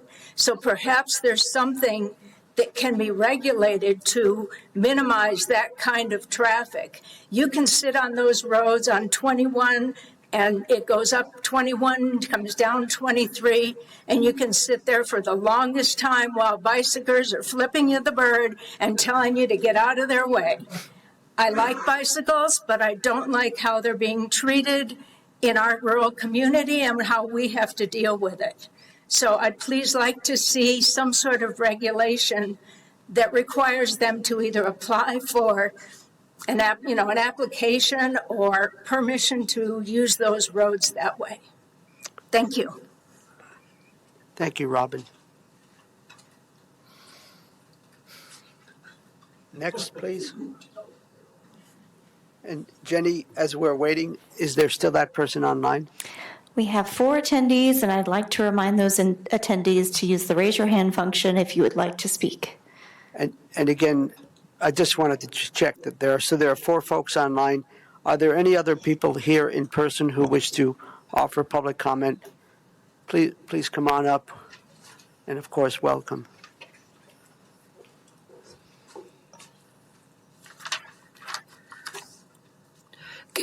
Excuse me. Good evening. I'm Christine Torres, and I've resided at 393 Arley Drive in Berthoud for 24 years. It's a subdivision 1 mile west. There are about 20 homes that are all 2.3 acres, and they're on septic, and unfortunately, they don't adhere to the dark sky. I also am the applicant's realtor, and I do a lot of the historical research. I'm vice president of the Berthoud Historical Society, and I've helped with the schools, and I will be a part of getting the bond to pass, so we do increase our school size.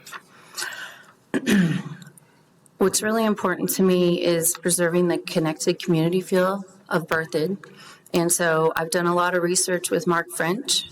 We've made 8 videos from Native American Indians, wagon trains, water ditches, Overland Trail, all kinds of different videos that will be turned into QR codes, and that Berthoud will be able to access on our historical website. As a local resident, I'm appreciative that we have a local Berthoud resident who wants to develop in a mindful way and very mindful of the waterways and the local residents. I really want folks to know, and my closing statement is, we really care about the environment, we care about the residents, and we care about all of their opinions. And I'm glad that everyone's here speaking so they can share that. And that's all. And Christine, would you be kind enough to spell your last name, please? Yes, sir. It's Torres, as in snow that we had too much of. Thank you. Thanks. Yes. Good evening. And when we're done with the in-person folks, we'll go to the online folks. Welcome, sir. Thank you. My name is Matthew Morin, Morin. I live west of the planned development. I'm here to speak in support of it. I think it's nice that it's been thought out where it has smaller density than it could have. It could have a couple hundred homes in that area. And with the wildlife there and the concerns for it, I just think it's good for the community. It's going to round out with similar estate properties as what's there already. And I was impressed to hear that the speed limit will change on that road to help slow that down. I've lived in that area for 13 years. I've never seen an accident at 4 and 21, so it'd be nice to see that the speed limit does go down, and there'll be more community members. And as far as the schools are growing. The 45 homes there are not going to impact them like what's going to get built east at Berthoud. So I just wanted to come and speak and say I support the program. Thank you, Matthew. Are there other folks here? Yes, please.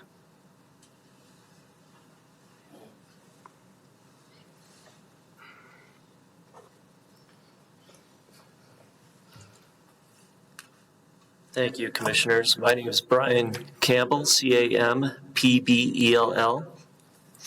I live about a quarter mile north of the intersection of County Road 4 and 21, right on 21.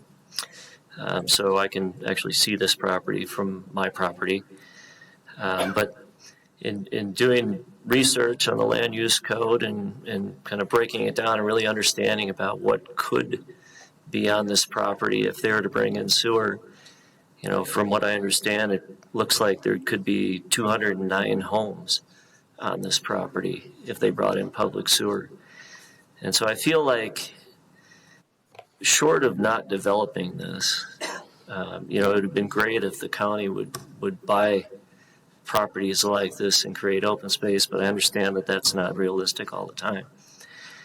But short of not developing this, I think we're getting a really good project here with the 45 homes, the large 35-acre estate lots that are going to support agricultural uses. It's really in line with a lot of the surrounding properties. Most of us live on 2 to 5 acre lots in the area. Some of us are fortunate enough to have more acreage, but I think the idea of having the additional 35 acre lots, and was it 241 acres? And from what I could see is 136 and a half acres are going to be undevelopable in perpetuity. A lot of which includes the wetland area, the riparian areas, the river corridor. I think that's pretty generous, if you ask me. So I'm in support of the development. I think we need more of this type of housing in the area. And I would prefer to see a less dense project like this than a high dense project of 200 plus homes, which could be on that property. That's all. Thank you. Thank you, Brian. Yeah. Next, please. Anyone else here in person? Yes.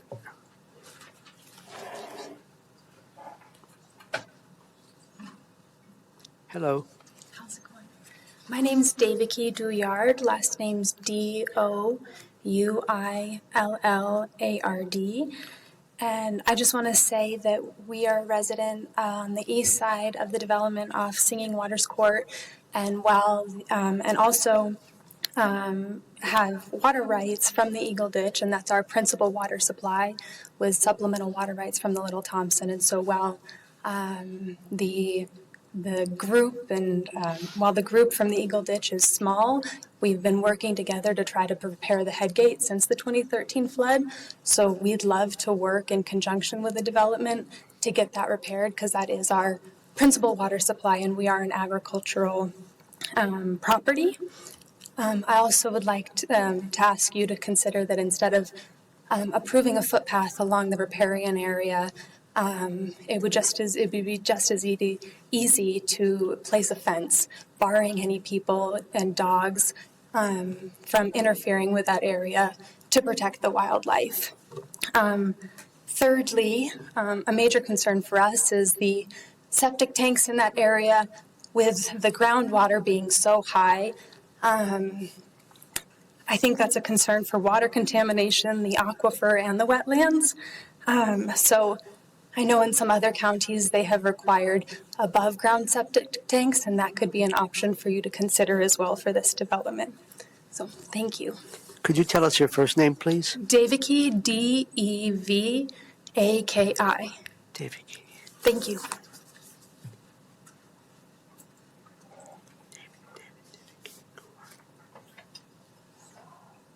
Thank you. Anyone else? Okay, come on up.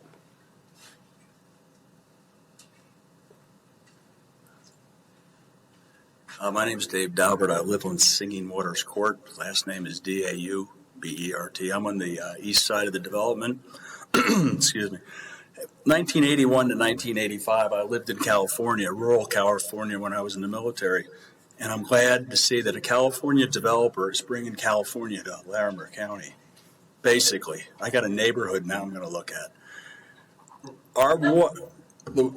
The traffic on County Road 21 doesn't go 45 or 50.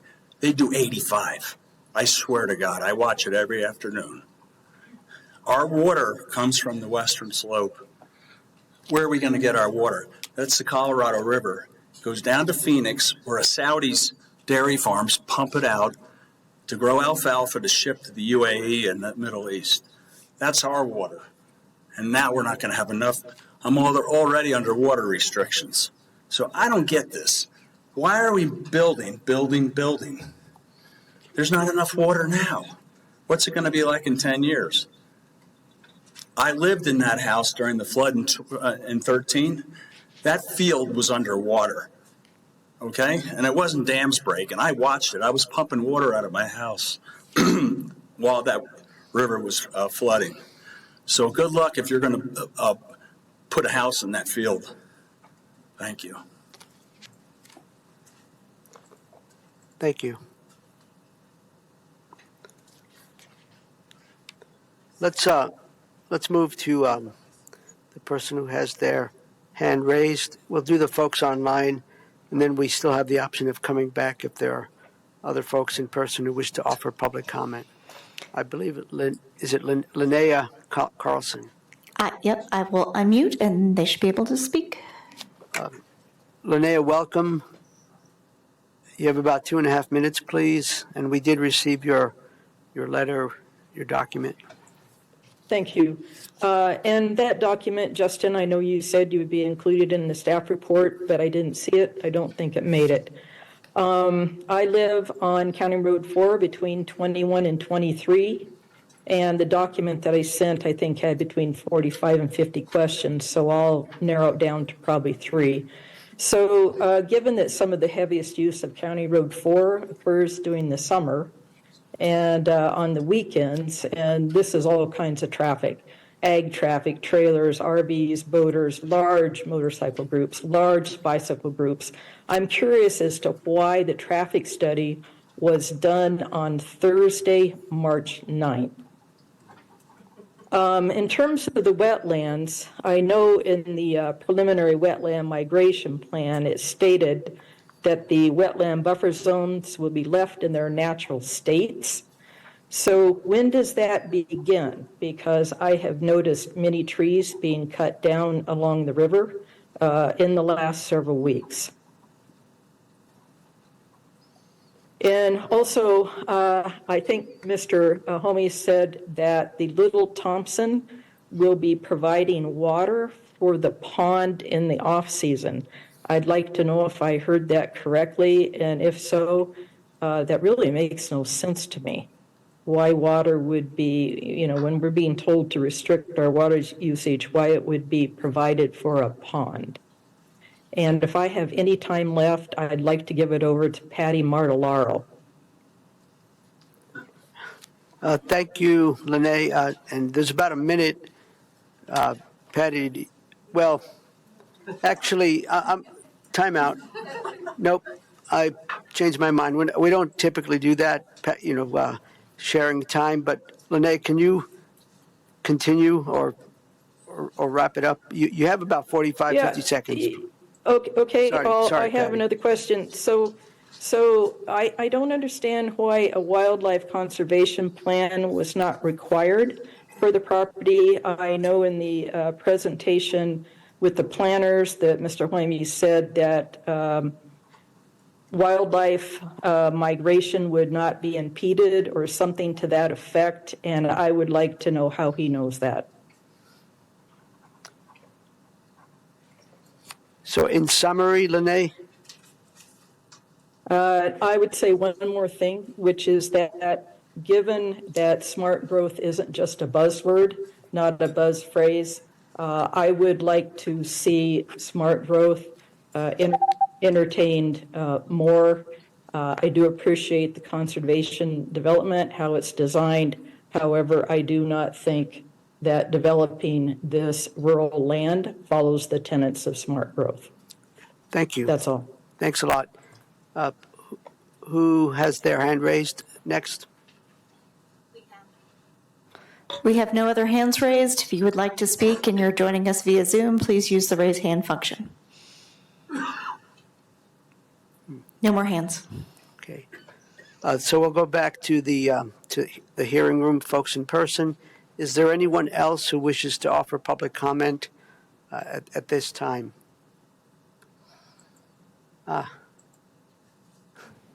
Hello. Yes, please welcome. I think by now you know the routine. If you could articulate your name and spell it where we need to. Okay. My name is Shelby Campbell, Campbell. And I am the wife of the gentleman that was up here earlier, and obviously we live very close to this property as well. We have lived there for almost 14 years.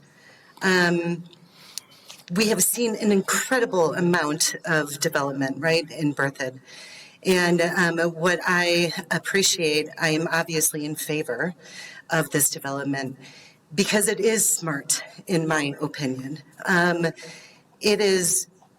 The way that the plan and the thought that went behind it, it is over 2 years of really dissecting and everything that needs to go into this property to make sure that it's done right, correctly, and preserving the land to the best of its ability, right? I'm getting a little tongue-tied. I have all these things that I wanted to say, and I'm not saying a single one. As far as traffic, I have made that commute going from my property to Longmont every single day from 4 to 6 to 8 times a day, whether it's picking up my kids from school, going to work, activities, and so forth. And yes, I have seen the traffic increase, but I have never been at a standstill, especially at 4 and 21. I've never witnessed or experienced any accidents within my entire time living there. I also have never come across farm equipment, specifically on County Road 21.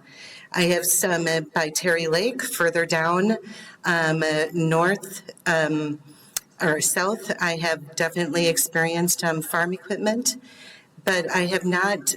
I haven't experienced anything along those lines where it has been extreme I'm like, oh my gosh, I'm standing here or sitting here or parked here for forever. So I do appreciate that the speed limit will go down to 45, and hopefully it can be enforced because there's only so much we can do, right? So I don't know if that's how that can be helped. With my closing summary statement, I appreciate Mr. Hoyme and his development team, or him, for, again, being mindful of our community. And thank you.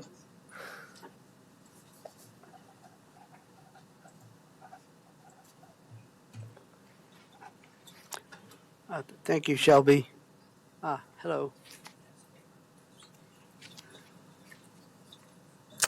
Hello, my name is Leah Smith, and I live west of the proposed property and have been there almost 7 years and also travel that route, County Road 4 to County Road 21.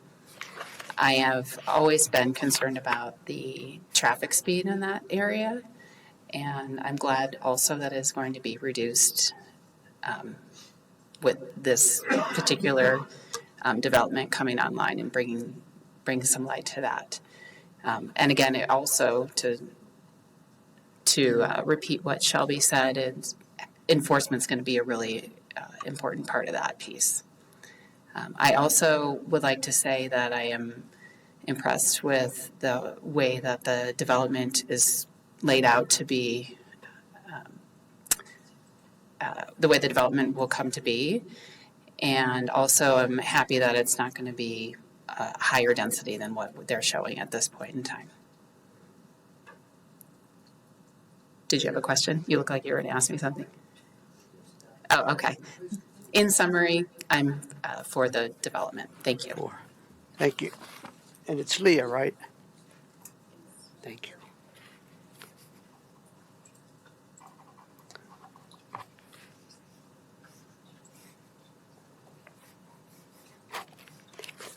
Anyone else? This is the last opportunity before we check online, and then if there is no one else, we'll close the public comment. Going once, going twice. All right, Jenny, anyone online? We have no raised hands. All right, then we will, at 8:26 p.m., we'll close the public comment portion of this hearing.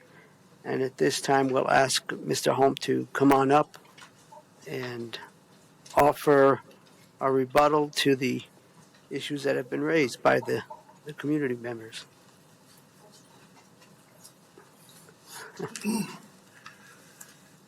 Yeah, I was. Alex, how much? Once again, how much time? If you want me to go through each item that I have taken notes on. Let's go up to 10 minutes, please. Okay.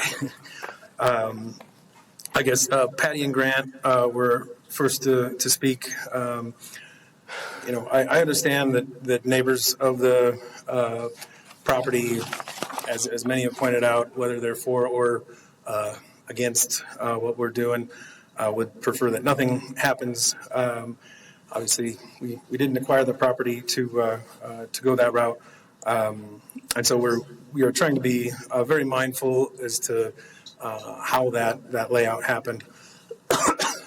And as I mentioned, we've gone through several iterations. As Leslie spoke to, we've worked with their community numerous times and met with a large group of them multiple times, including their annual meetings to give them updates. And so we understand those concerns, and just want to summarize that we have done many things to accommodate the comments that we've received from neighboring property owners. And I guess as it was mentioned early on in the hearing, the 500-foot notification process, I can see where maybe that's not reaching out far enough, and there could be other ways to address that. And I can assure you that we followed the code and the notifications that we made, and am under the understanding that the county staff members did similar, but understand the concerns that have been presented on the radius that would be maybe more appropriate for a rural area. As I mentioned in my presentation, we are accommodating the ditch alignment that Grant mentioned by undergrounding a pipe to route it to his property, and that is primarily in the open space, and it runs along a lot line of two shared lots. Let's see, 287, there are many accidents on 287. I will not argue that.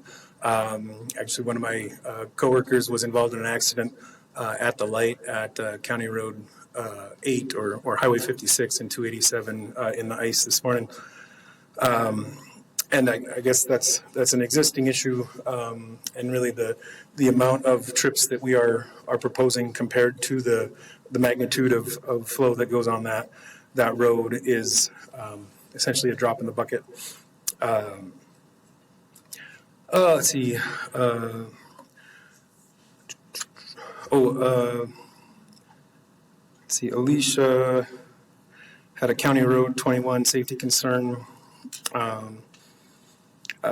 guess as far as the traffic report that was done, the level of service was evaluated every intersection that the county deemed that we were in influence of, and those intersections do show that per the county's criteria, it's not saying that there's never any accidents at intersections, but per the criteria that was accommodated in our traffic report.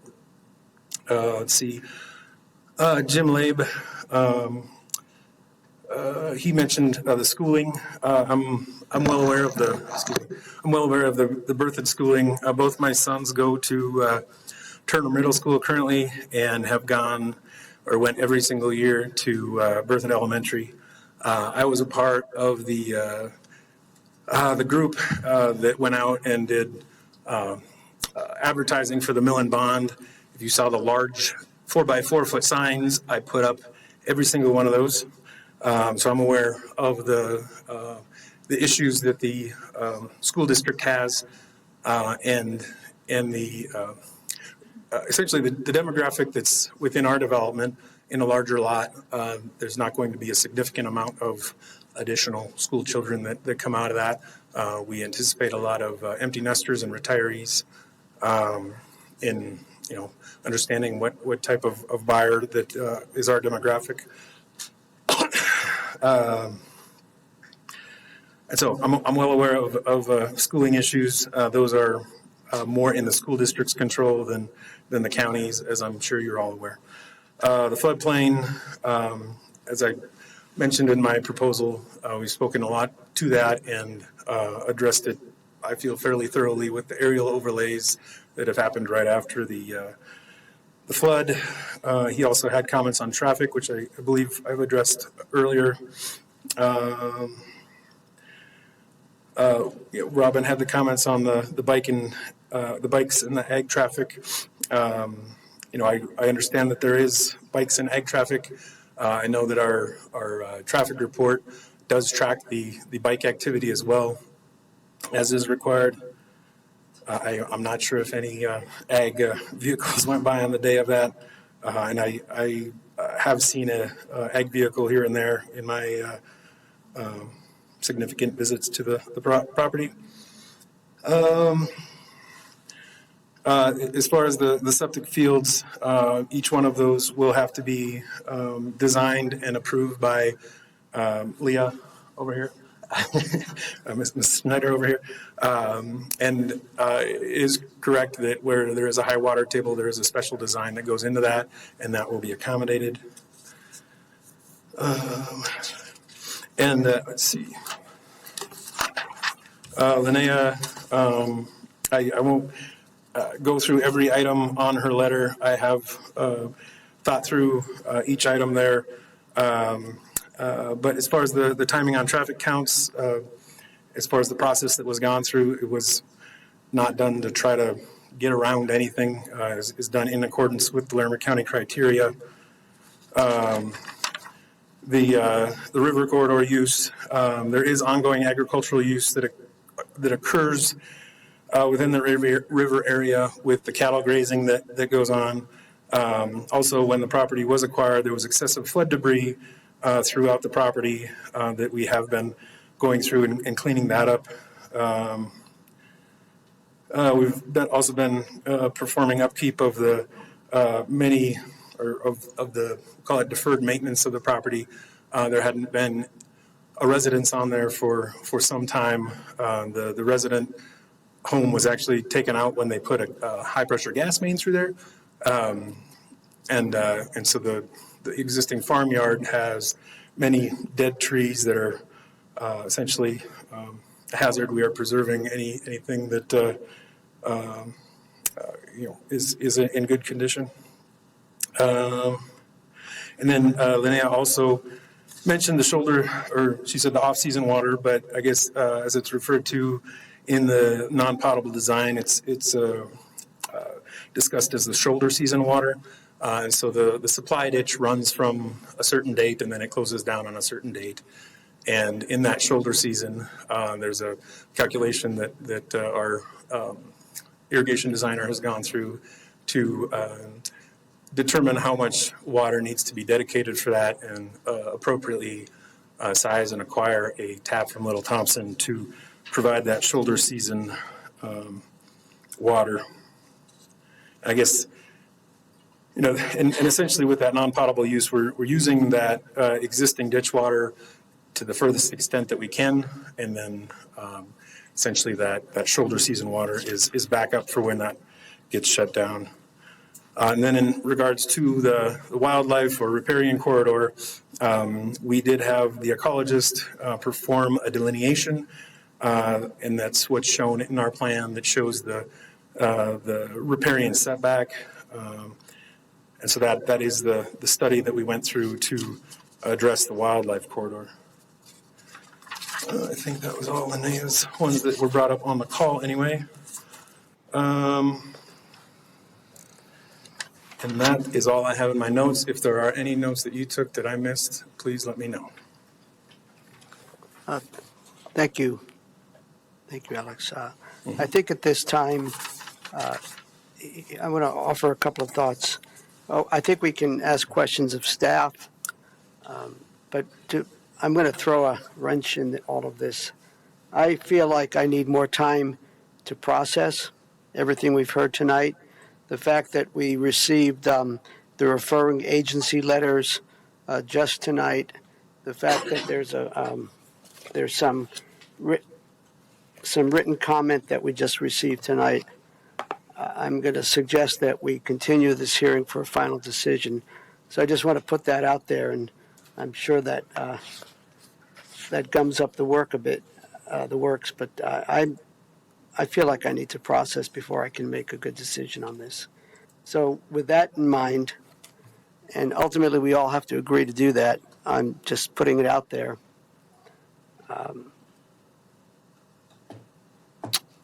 Do folks, do my commissioner colleagues have questions of staff? Commissioner Shattuck McNally. Well, I had some questions of staff, sir, and also I before we make any decision, I'd like to know with staff, we have some other very big land use hearings coming up on the schedule, and I don't know when we would have this in the schedule. So maybe that's for a discussion after I ask some questions of staff. Sure. But I am with the applicant here, and then Let's do that, please. Okay, thank you. So, unless Commissioner Stevens, do you mind if I go ahead and go to my questions of staff? And Alex, I think you're good unless you want to hang out there, but I think we're going to focus our directions to staff. All right, sounds good. Thank you very much. So, staff, one of the questions from folks, it sounds like this property has been subdivided a few times, and I know we've had a comprehensive plan change and some. Can someone walk me through that briefly? It sounds like this has been changed hands and maybe then subdivided. Now we're to this point of it being a different division as well. Am I to understand that it's been? I think one of those comments was it had been divided a few times. Where it was 10 acres or something. And could you kind of share that little bit of history with me? Yes, I guess staff. I'm not familiar with any other previous subdivisions at the 10-acre lot size that some folks have mentioned. Like even looking at the assessor data, the legal descriptions is a meets and bounds parcel, which generally, it could have been divided, but just not through a land division process. So a lot of these large acre parcels. Per like the state statute, if they're 35 acres or larger, they can just come in and write a legal description and get it recorded. And so there's that. But as far as any 10-acre lot subdivisions, I don't know if they may be referring to some subdivisions surrounding it that have been divided, but unless the applicant has other knowledge of other Lemmon Trust property, in the area that has been divided. But this one, according to all the information that we have, has not been divided to that level. Okay, and I don't know if I should ask this applicant or you. I see, I'm trying to look at this map to this one again because it's color coded and it's easier for me to read than the white ones. I see that there's a line there because those other two parcels are 35 acres and then have a building envelope. So the property of the other homes, does that make sense? They will not be able to cross that property line, open space into the other property owners. So the riparian area would be mostly in the two other 35-acre parcels. Am I correct? Is that like the open space will have kind of a property division there, and so will folks know they crossing into that they're going into the riparian area and the floodplain and the other properties, and people won't be able to really access from this subdivision into those people's properties to walk, because my fear is they're getting in their open space and they're going to walk through the river, right? And they're going to make social trails, and then that's going to be on someone else's property. And so I'm just wondering about that. Looking at the diagram up there, you are correct that this the two properties you described are. Oh, where's my mouse? I don't have a mouse. Yes, there is in the middle there. A property line heading to the north, and then where that red and yellow merge or meet, that is one line. So that would be private property. As far as how the applicant or the developer now and then the property owners in the future, show that. We don't have a requirement to put a fence up that says private property, anything like that. But there's that would be someone's property, correct? Private property. Okay. My next question is, as I see this has got one entrance for ingress egress, and I was wondering about this for, is this with the birth of fire, that's all it's, I mean, I'm trying to refresh my brain on the quote. That's all they need. The fire, where else is the fire department going to be able to come in and access? Is that the only ingress egress? Is that spot there, or is there other? Are you referring to the location to the south of the property? Or to the north where those two building envelopes are? Oh, I'm sorry, to the main entrance? Yeah. So yeah, that would be the main entrance to the south, and then there is an emergency access easement to the south through the, I'm escaping the name of the subdivision to the south there. If I can just, Cobblestone, thank you. It's hard, so there's a cul-de-sac right away there on the south. There's an emergency access easement through there heading north into the proposed subdivision, or land division. Oh, okay. Thank you. That's, I couldn't, it's very tiny, so I probably couldn't read that. All right. I appreciate that. And, when we have the building envelopes on the different paper article parcels, does that also say inside that building envelope where would any building or equestrian or agricultural, what all has to stay in that building envelope, or what can be outside that envelope? And I do have a little experience with this, just. So per the land use code, when it's speaking of the residual land, structures are allowed to be in the residual land as long as they're accessory to any agricultural use. So if there's no agricultural use, there can't be, like a hay shed or anything like that. And so any structure would need to be within that building envelope. So if there's a single family home and they want to put up a tool shed, it needs to be built in the building envelope. If they, propose or, have a detached garage, it needs to be in the building envelope. Only thing that can be in residual land is structures accessory to any agricultural use that's on site. So it could be a big old barn for horses and a corral and. Correct. But that would have to stay out of the riparian area and the. Yeah, they still have to, those structures would still need to meet the floodplain riparian area setbacks. Okay, that's helpful. I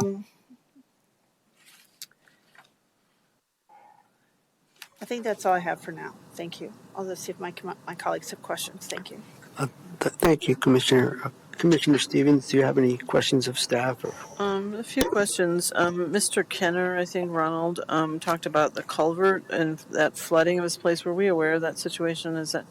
Do we have any concerns about that increasing with additional development on this property, or did we know this was happening?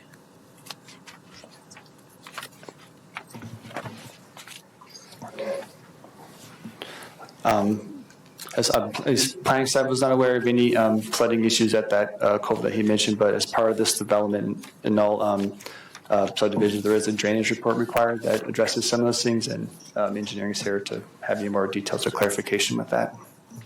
And I'll just mention, we do also have Karen Nazat, our floodplain administrator, online if you need that. Okay, thank you.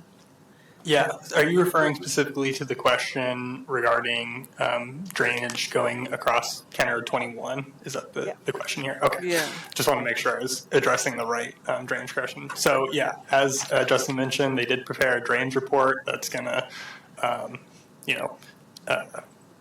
adequately convey all the flows on the site, some of which it sounds like are not currently being adequately conveyed. Post-development drainage, it will be, per the drainage report. Alex is the applicant. He's also an engineer, so he can speak to that a little more if you have further questions. But the drainage report does really outline how it's going to drain and effectively outfall, and it should eliminate some of those problems that currently exist. Thank you. And then maybe to Leah, since she's over there, she's got a mic. So when they talked about septic tanks that would work with the water table, can you just explain how that works a little bit? So, because I know people were concerned about groundwater contamination and. Sure, and we did look at we looked at this during the review process, and they did a soils engineering report, and found the soils were suitable for septics. So what, in the situation, each lot will have to go through another soil evaluation specifically for the health department's septic permit. And if we require 2 profile holes in the area of the leach field, the absorption field. And if we encounter groundwater in those areas, then we start looking at mounted septic systems that will go above grade. And the septic tanks are watertight, so they will remain at grade. But there are extra precautions that we have to take, like weighting the tank down and, again, this watertight sealing and things like that. You don't want your septic tank above ground, but the field can be, and it will be covered and vegetated. Thank you for explaining that. So there's workarounds with regard to the water table, and you're aware of how those work. I guess those are all my questions. I did want to just mention to folks that with regard to, definitely I took a ton of notes. Concerned about this, safety on the road and stuff like that. I just want to, this is outside the scope of what we're doing here, or at least some of it is, because I'm not sure how much traffic 40 homes would, it's probably not, it's some traffic, but not significant. But I do want to say that I've taken notes on that, and so, I think that there's ways we can bring, speed cameras or different kinds of things that we can look at with regard to mitigating some of the problems that you're seeing. We can't not have bikes on the roads. I mean, we have to allow traffic to proceed on county roads and stuff like that. So there couldn't be any possibilities of that. But I did want to say that we heard that, and anything that we can do outside this session. But I just want folks to know that I was taking notes. We are paying attention to some of the concerns that you brought up that maybe can't be addressed here, but that certainly we can address in other forums. And I think those are all the questions that I have right now. Mr. Chair, Frank has his hand raised. I just wanted to add an additional comment to that, just for the record. We had, I think 3 or maybe 4 members of the public that had commented that the speed limit is going to be changed. The traffic engineer for the project provided a recommendation for the speed limit on County Road 21 to be reduced. That recommendation will go to our traffic operations manager, Bill Gleeforce. He would have to conduct a full speed study before actually reducing a Larimer County road speed limit. So I just wanted to clarify that it's not a foregone conclusion that is happening, but we take highly the recommendations from professional traffic engineers that are completing the traffic study for a project. So it will go to our department and then be recorded and likely a speed study conducted. But That's great. It's just wanted that on the record. Yeah, no, I think that's good for folks to know. So it hasn't been done, but we will look at it. Okay, thank you. And if I may, along those lines, Connor, could you explain, one of the comments was, why was the traffic study done on March 9th when it's generally from April to October, it's likely that there's greater traffic, summer activities. Can you explain that, please? Yeah, so, we do have areas of the county that are see higher volumes of traffic due to recreation during the summer months or just general travel, whatever it may be. But as a general rule, when you're conducting a traffic study, you address peak hour traffic, which is mornings and afternoons, AM peak hour and PM peak hour on weekdays. You think people going to school, people going to work. Generally, that's when the peak hour occurs, and peak hour is what you want the traffic study to be addressing. So that's why the counts were conducted on that day rather than a weekend in the summer, because we need to be consistent with how we're reviewing the traffic, which is peak hour analysis. Thank you. Any other questions yet, Commissioner?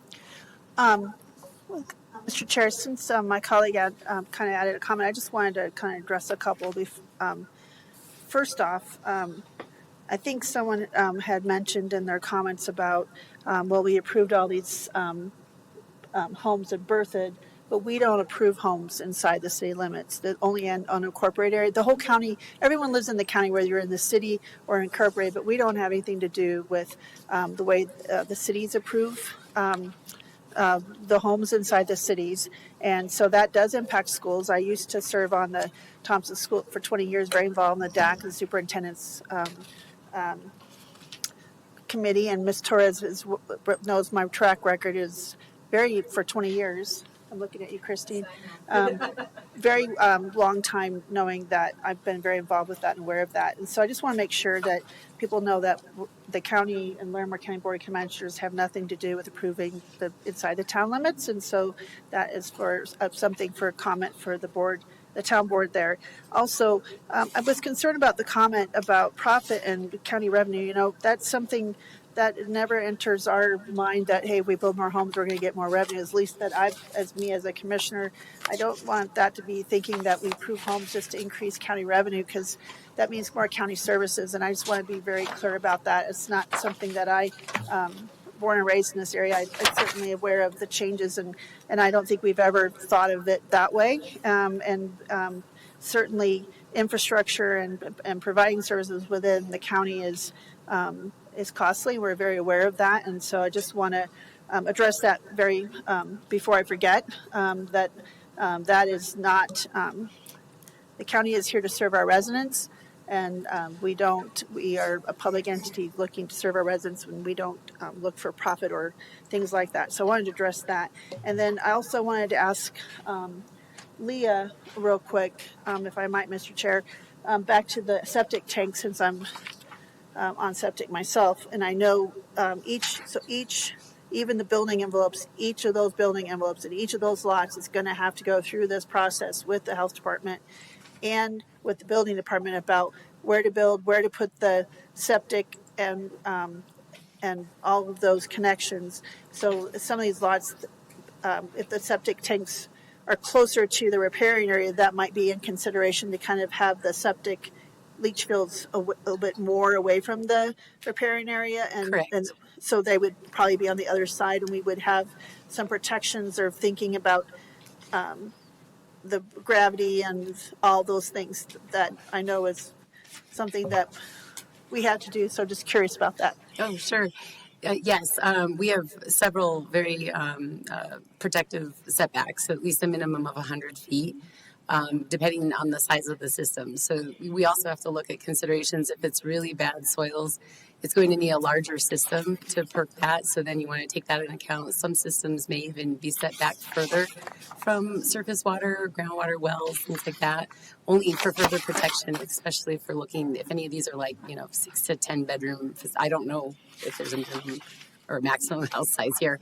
But yes, we do take all that into account, and it's actually more restrictive than the state requirements of 50 feet. So we've doubled those protections.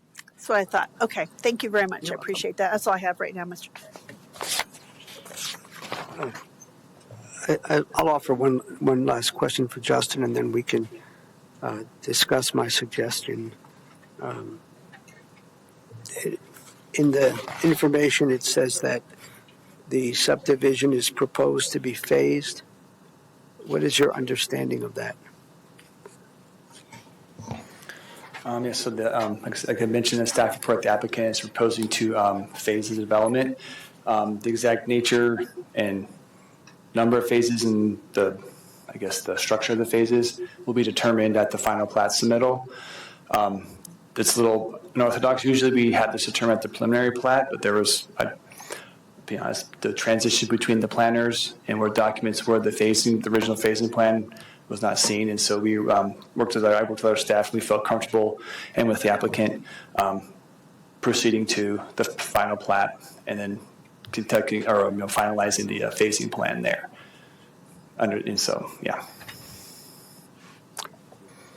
Thank you.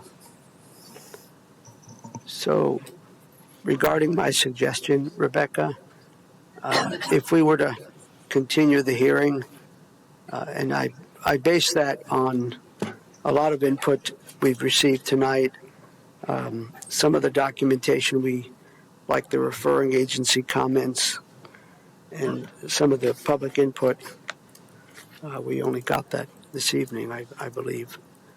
So how would that work if my colleagues agreed and we were to continue? So there are a couple date options if you decide to continue this item to a future hearing. The next available hearing date is April 8th. There are several items scheduled for that hearing already, but a couple of them are on consent. And there's two items that are combined into one that will be on the hearing on April 8th at the 3 o'clock hearing. But you could continue to that date. There is potentially room there.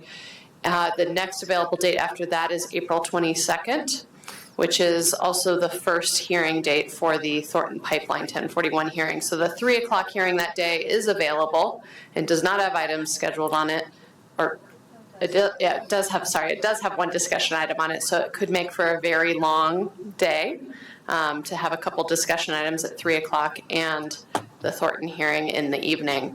But those are the next two available dates. Thank you, Rebecca. If my colleagues agree, I would suggest April 8th would be a better date. But colleagues, thoughts? We had a hearing date, but I know we didn't have an evening hearing date, so I had something personally I had scheduled for that evening that I guess I could try to move, but I had a personal appointment that evening, so I don't know if that would be, if it was at 3, would it be going into 5, 6? I mean, I could try to move it, but it's very hard to move it. So we could do it in the afternoon? I think there is time on the 3 p.m. hearing that day to accommodate both this item and the other discussion item that's scheduled. It may take you to the end of the workday, depending on kind of how much discussion there is, but the other item, it's hard to estimate how much time something will take, but I do think we could probably get that hearing done within 2 to 3 hours. And again, just to clarify, folks, and forgive me for complicating things perhaps, but we would just be doing the deliberation phase, maybe some additional questions, and that would not take 2 to 3 hours just on this topic. So just to clarify that. And, Commissioner Stevens, do you have any thoughts? I mean, I'd rather do it on the 8th and 22nd. The 22nd feels like a marathon. So, I know you run marathons, but I'm not, that's not for me. So I would rather have a shorter day on the 8th. And it sounds like we can accommodate it, maybe still get done by 5, 6. Would that work for you, Commissioner? No. Would that work for you as far as your evening personal appointments? Well, my appointment is at 5, and I need travel time. And I know it sounds selfish, but when I'm trying to get in for medical appointments and stuff, it's only so much time in the world for me to get in. And so I'll have to see if I can move that, because I looked ahead on the schedule and saw we only had a hearing, and I was fingers crossed that we wouldn't have a large agenda that day. So, because I thought we didn't have an evening one. So, I'm trying to understand and respect your opinion and your need for more deliberation time. And I think you make great points. I guess, colleagues, I'm not thrilled about it. I understand that you need some more time, and I'm trying to be respectful of that. I can bend, borrow, and steal and see if I can squeeze Well, I'm time. not suggesting you change. Rebecca, how can we make this work so that the commissioner could be at her appointment by 5 o'clock?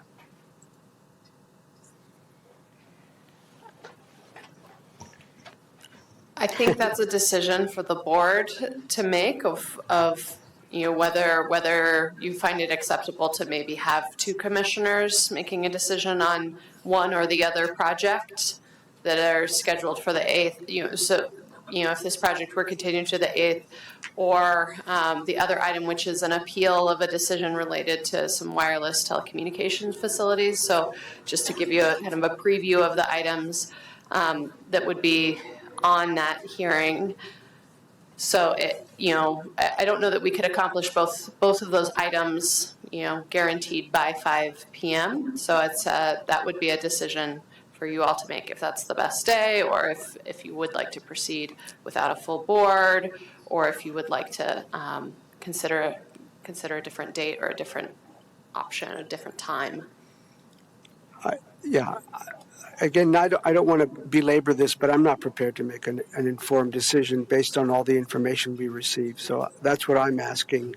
And I guess I don't want you to have to change your appointment. So I'm suggesting that we continue this to April 8th, the afternoon, and that we try to complete this process, in as minimal amount of time as possible.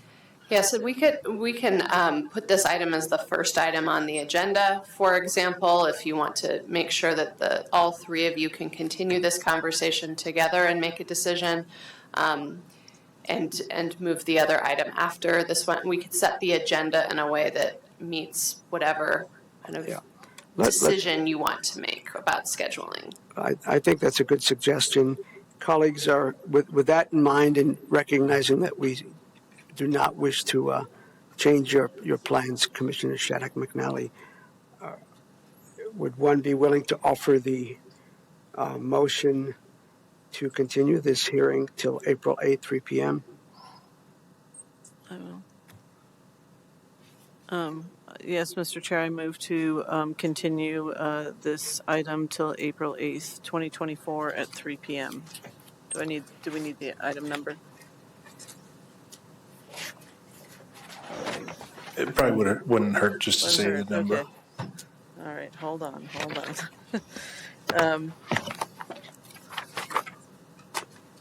For the Lemmon Family Trust Conservation Development File Number 22, Land 4255.